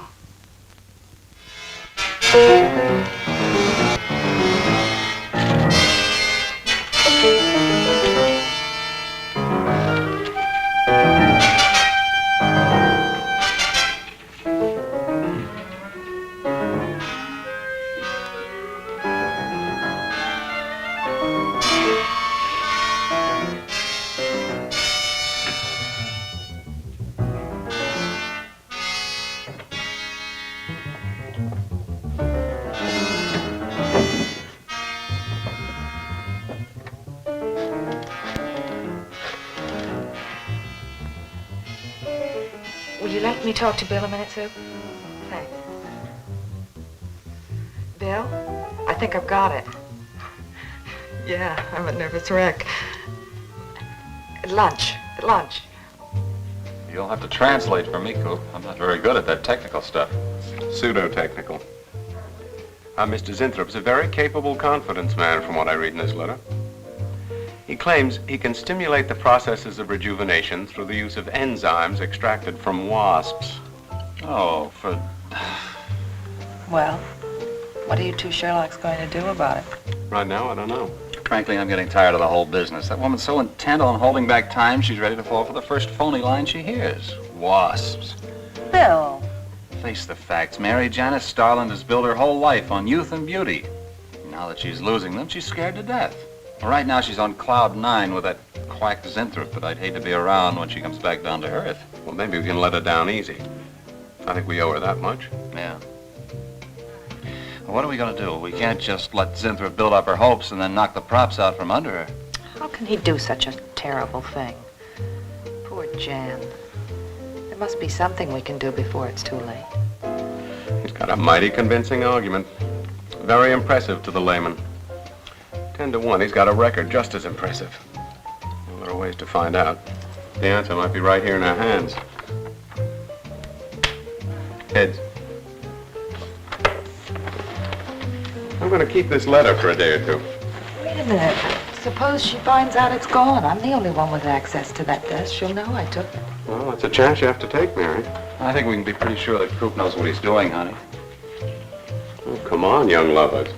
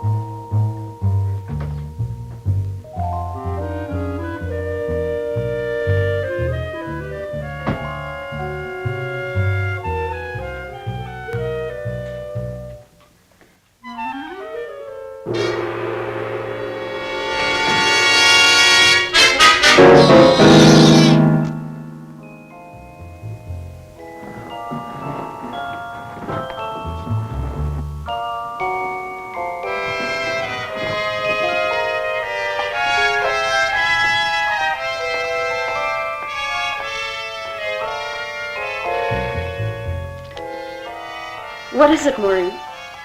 It is you, Miss Darling. Of course it's me. Who did you think it was? Well, you look so different. Finish your nails. Maureen. I think your phone is ringing. Oh, yes, Miss Darling. Good morning. Janice Darlin Enterprises. Gentlemen, Janice Darlin Enterprises is about to start on the most widespread publicity campaign in the history of the cosmetic industry. Our slogan will be, Return to Youth with Janice Darlin. When Mr. Zinthrop arrives, there will be a press interview, and all questions regarding the rejuvenation process will be referred to him. That'll be all for now, gentlemen. It's amazing. Oh, it's wonderful. You look marvelous. I said that will be all for now, gentlemen. Good morning.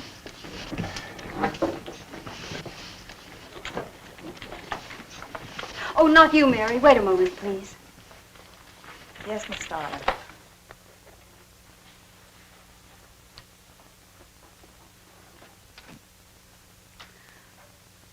Mary, isn't it wonderful? It's a miracle. A wonderful, incredible miracle. We were so worried about you. We really thought you were in danger. We even went to plotting how to rescue you from Mr. Zenthrop. It all seems so silly. It seems ridiculous. Oh, Mary. Mary, how old do I look? Tell me. How old? How old do I look? Tell me. How old? 23, maybe 22. That's how old I was when I started Jonas Starlin Enterprises. Do you realize what that means? I'm back where I started, 18 years ago, with what it took 18 years to accomplish. It's like a dream.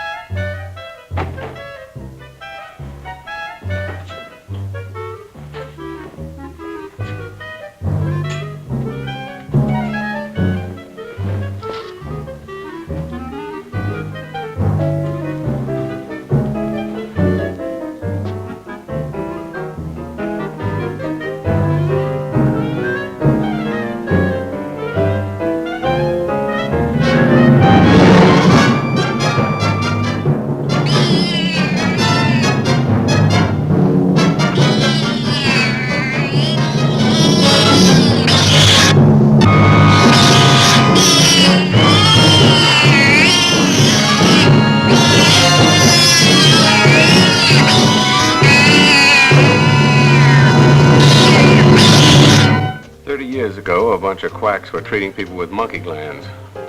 Seemed to work for a while, and then the deterioration set in. That's awful. Do you think that will happen to Jan? I don't know. If I could just get inside of his lab and run a breakdown on what he's using.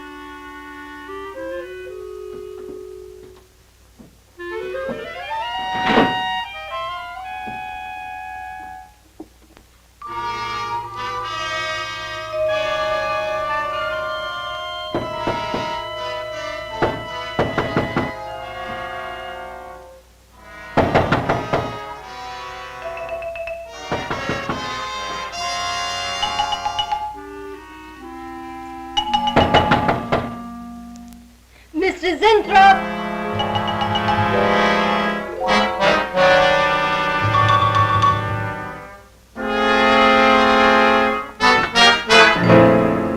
Mr. Zenthrop? Mr. Zenthrop?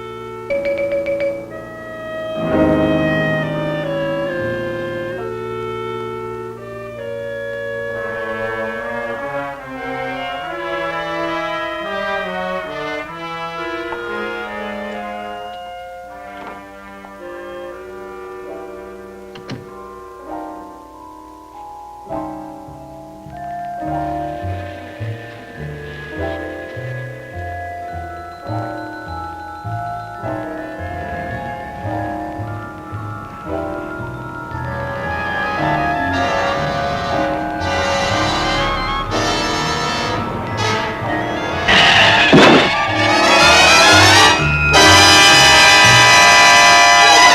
want you to find him, Mr. Hellman. I don't care what it costs.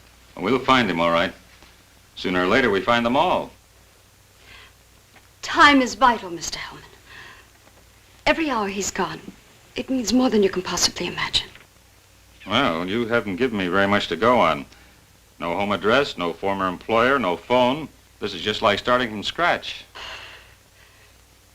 Mr. Zinthrop wasn't a conventional employee. He didn't go through regular personnel. Uh-huh. You say he came here about a month ago. Well, how did he come here, Miss Starlin? He just didn't walk in off the street, did he? The letter. Right here in my drawer. Maybe, one of the other drawers. So that's what she meant. What who meant? Starlin. The letter's been taken, and you think you know who took it, is that right? My secretary, Miss Dennison. You got her address handy? Her phone number. It might be better if I busted in on her cold. This way she'll have a chance to prepare a story. I know what I'm doing. All right. Mary? Janice Starlin. But before I went to lunch, I made a duplicate copy of Mr. Zinthrop's letter. I was going to take that one to Bill and Mr. Cooper at first, but then I thought that the original would be better. Have you got the copy? Yes, it's in my desk. Get that copy, Miss Dennison. 946 West 73rd Street, Manhattan. Yeah, that's right. Get right on it, Jerry, and check back with me as soon as you can.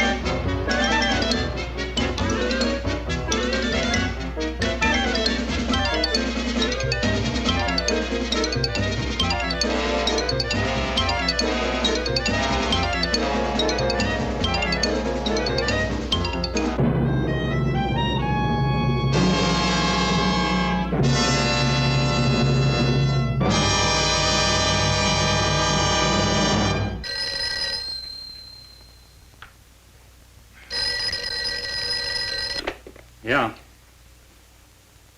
Oh. You're sure he's our boy? Uh-huh. Is he? Central emergency. Mm-hmm. Right. Well, it looks like we've got him. There's a John Doe down at Central Emergency, auto accident. There's no identification on him, but he was wearing a lab smock and Phil Zinthrop's description. Mary, get my coat and Len, get a cab downstairs. Is he badly hurt? Head injury, general contusion to the body.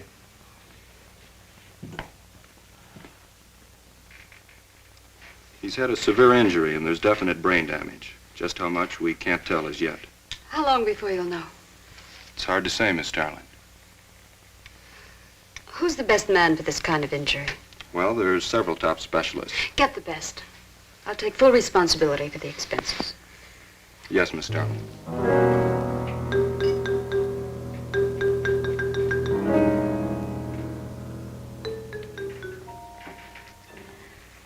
I don't know, Arthur. I think it best we wait. But it's been 3 days since the accident, Jan. And no sign of improvement. He's still in a coma. You heard what the doctor said. He may never regain consciousness. And even if he does, who knows how badly his brain has been damaged. Well, I'll give it another 48 hours. If he doesn't regain consciousness by then, well, you can take over the laboratory, Arthur. Jonas. It's my decision.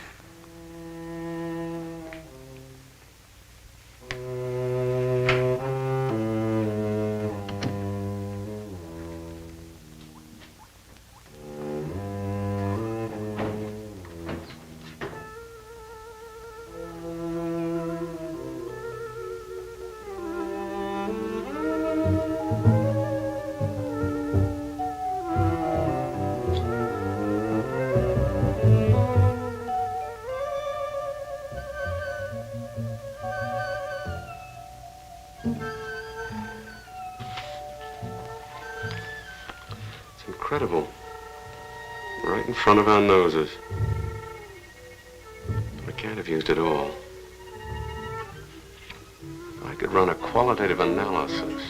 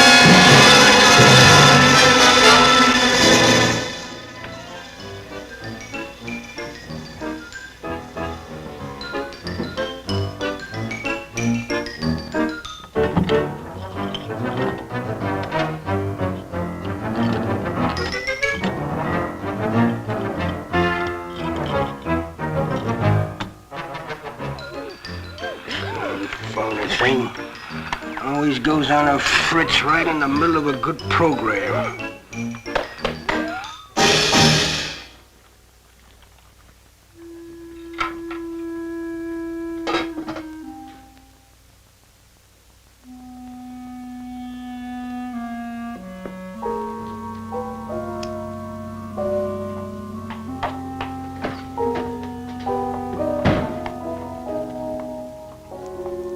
I want this to be the biggest advertising campaign in the history of cosmetic advertising.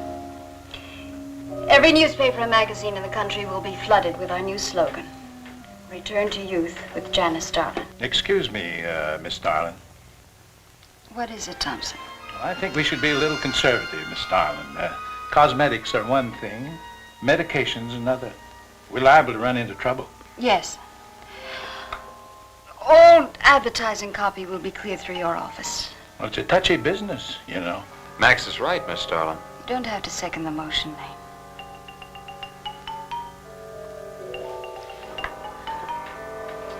I want one thing understood very clearly now, gentlemen. Janice Starlin Enterprises is going to bring the most fantastically saleable product ever developed by modern cosmetics to the public. And I don't intend to be restricted by timidity on the part of my own staff. Is that clear?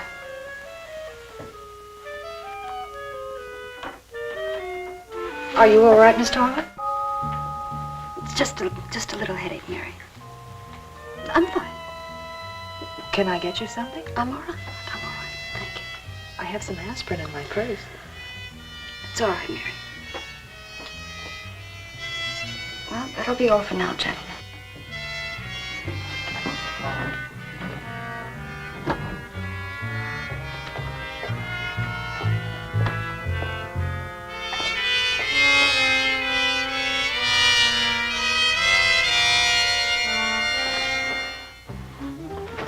Hi. Hi, sweetie. Gee, I sure hope they give the girls working at Starlin first crack at that new stuff. Imagine being 18 again. I guess if it can take 15 years off Starlin, it can take 10 off you. What do you mean 10? Face it, honey. This is Maureen you're talking to. Yeah?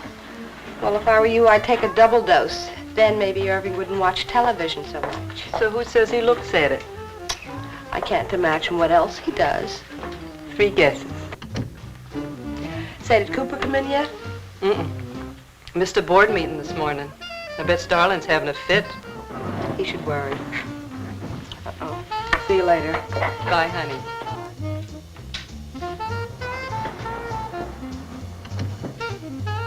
Hi, pretty puss. You know where, Miss Starlin's office is? Sweet number 1. La-dee-da, the Duchess of Flatbush herself. How'd you like to have this phone wrapped around your ear, wise guy? It's more like it, sister.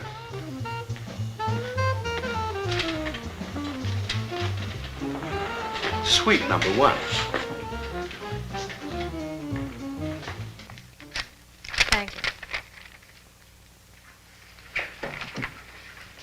you. Miss Starlin, Oh, what is it, Mary? is there anything I can do? Yes. Is Mr. Zinthrop's room ready? Uh-huh. The nurse is fixing the emergency equipment now, and the ambulance is due any minute.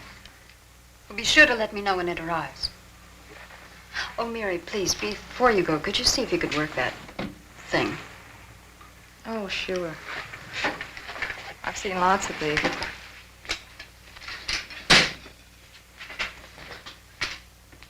Oh, simple enough.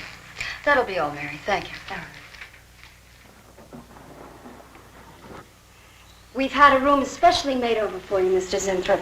And Miss Warren has a room adjoining yours, so there'll be someone near you at all times. Thank you. Thank you. When you're feeling better, Mr. Zinthrop, there are a few things I'd like to discuss with you. Good, good.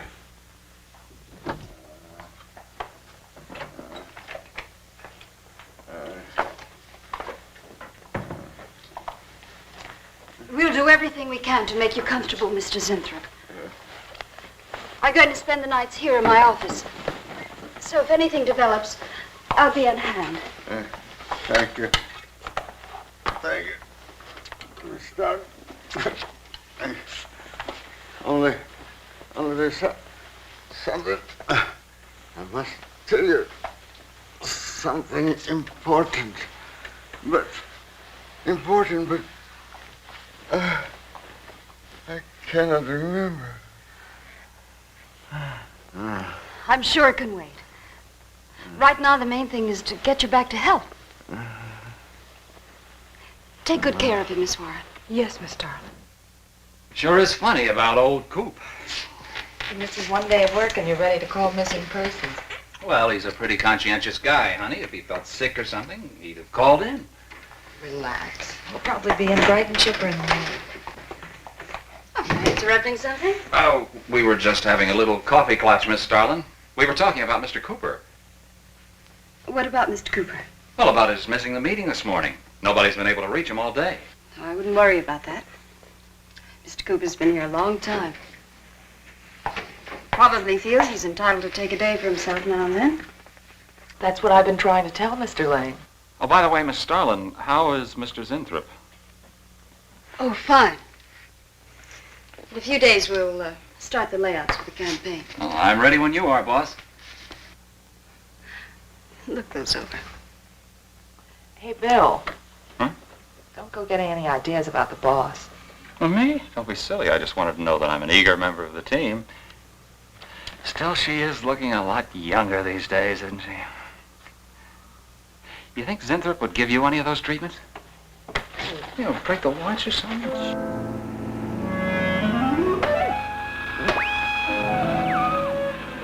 Guarantee of this, too.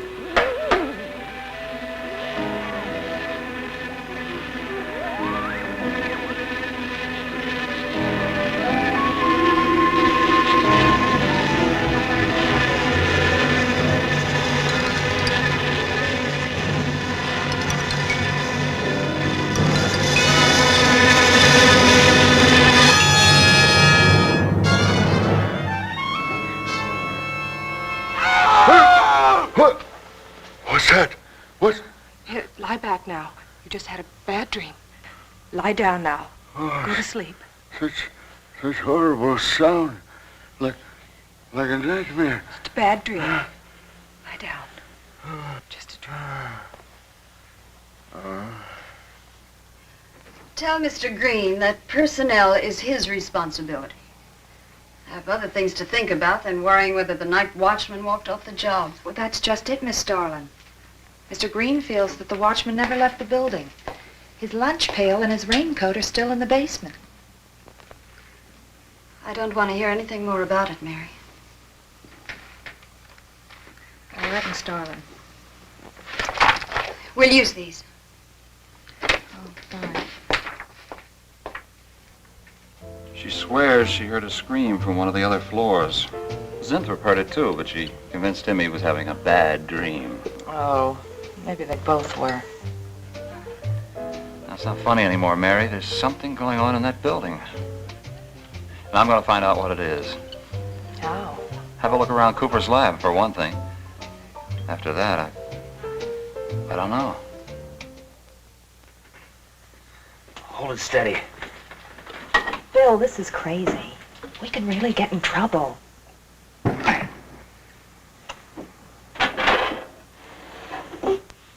I won't tire him, Miss Warren, but it is important. All right, Miss Starlin. I'll be in my room. Zinthrop. Zinthrop, you've got to help me. Something's happening. Something's happening to me. I can't control it. There is something I must remember, but I can't. Try to think. The wasp enzymes. The extracts you were experimenting with before the accident. Try to think.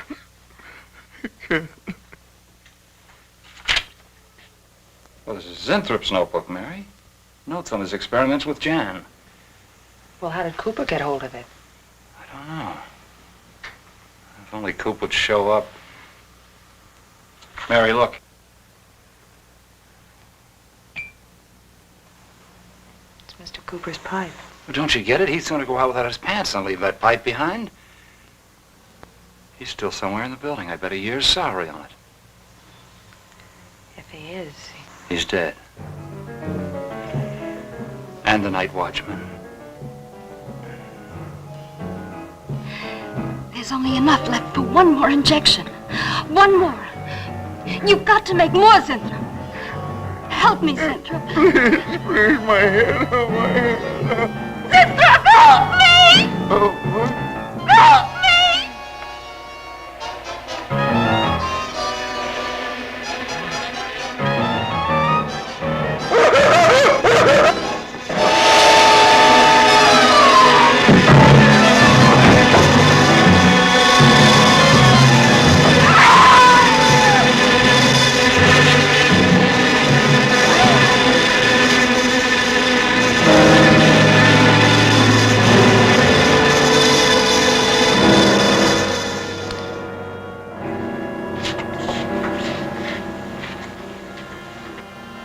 is he asleep? I don't know.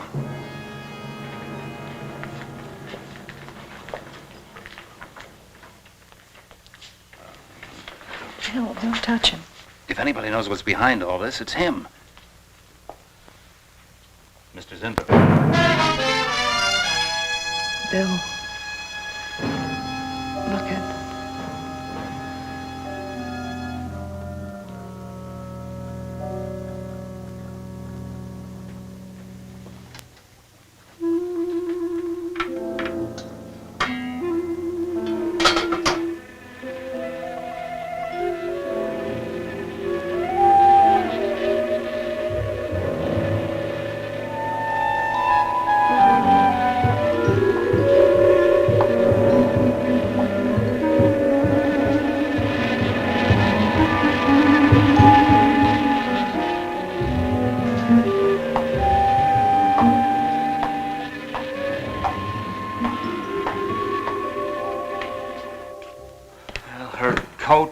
Purse and everything else are still in there. She wouldn't go out without her purse. Bill, let's get out of here. I don't like it. The cat. The cat. You must warn her. Mr. Zinthrop. Who are you? Well, there's nothing to be alarmed about, Mr. Zinthrop. I'm Bill Lane, and this is Miss Dennison, Miss Starlin's secretary. Miss Starlin. The cat. What about a cat? Must warn her. Injections. Must not take any more injections. Is Miss Darlin in danger? Terrible danger. I must... Take it easy, Mr. Zinthrop. You're still pretty weak. Mary, see if you can get Jan on the phone. All right. All right.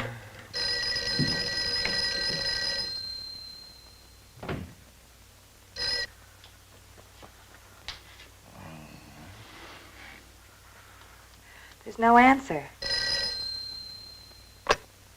Oh, Miss Darlin? Is that you, Mary? Where are you? We're in the building. We're in Mr. Zinthrop's room. Something's happened down here. Let me talk to her. Hello, Miss Starlin. This is Lane. Why are you and Mary still in the building? It's after 10. I must help. I'm Don't let him get up, responsible. Mary. I must help. I must not I hold can't me explain back. now, Miss Starlin. I must go. Hang on to her. I must help. You must not hold me back. Don't worry, Mr. Zinthrop. We won't let anything happen to Miss Darlin. Hello. Hello, Miss Starlin. What's going on down there? Stay in your office. I'll be right up. Keep an eye on Zinthrop, honey. I'm going upstairs. Oh, no. The insects. The insects. Take it easy, Mr. Zinthrop. You do not understand. Miss Darling, she's in danger. I must warn. Look, I'll have to stay here. You go for Jan. Okay. When you get up there, call the police. You can't get outside on this phone. All right. I'll hurry.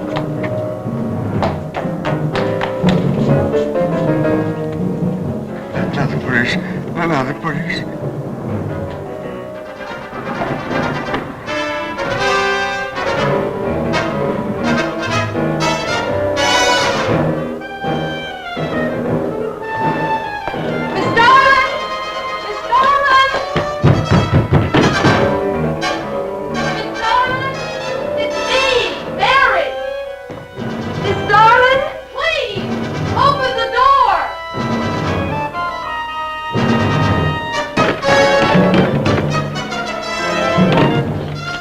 Miss Darlin, please. Will you please call the police? What for?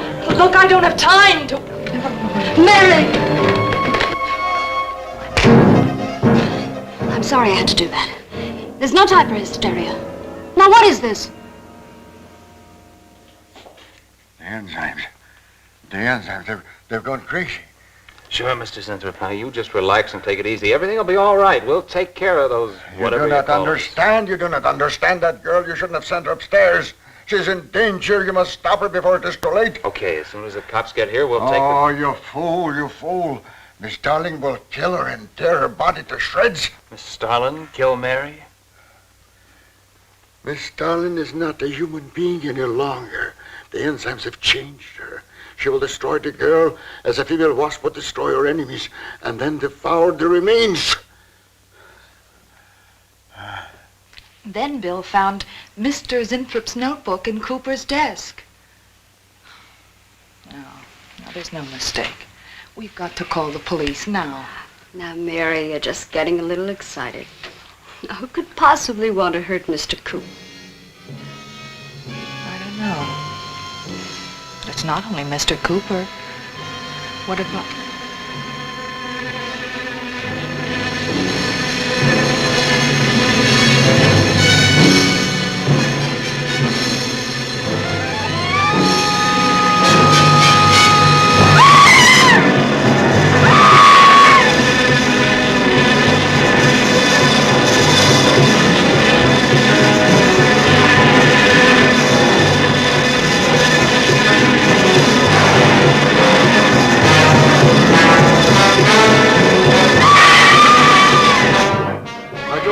Sorry, too late. Mary!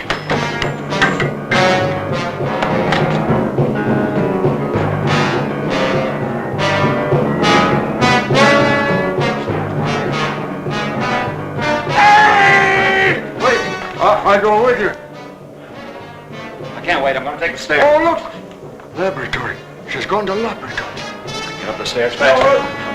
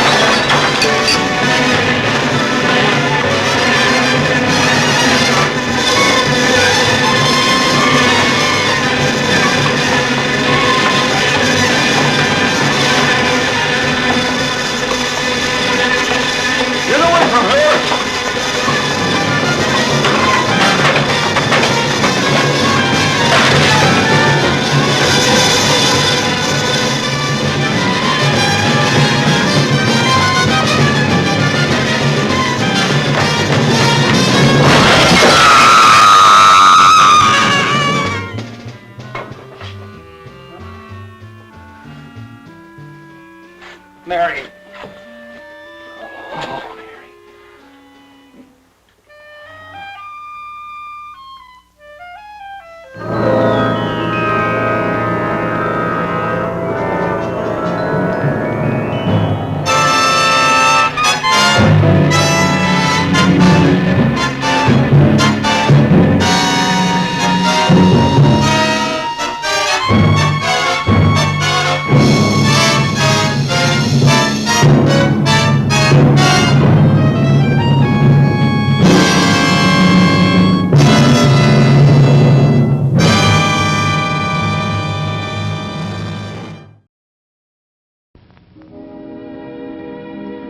And now, folks, it's time to say goodnight. We sincerely appreciate your patronage and hope we've succeeded in bringing you an enjoyable evening of entertainment. Please drive home carefully and come back again soon. Good night.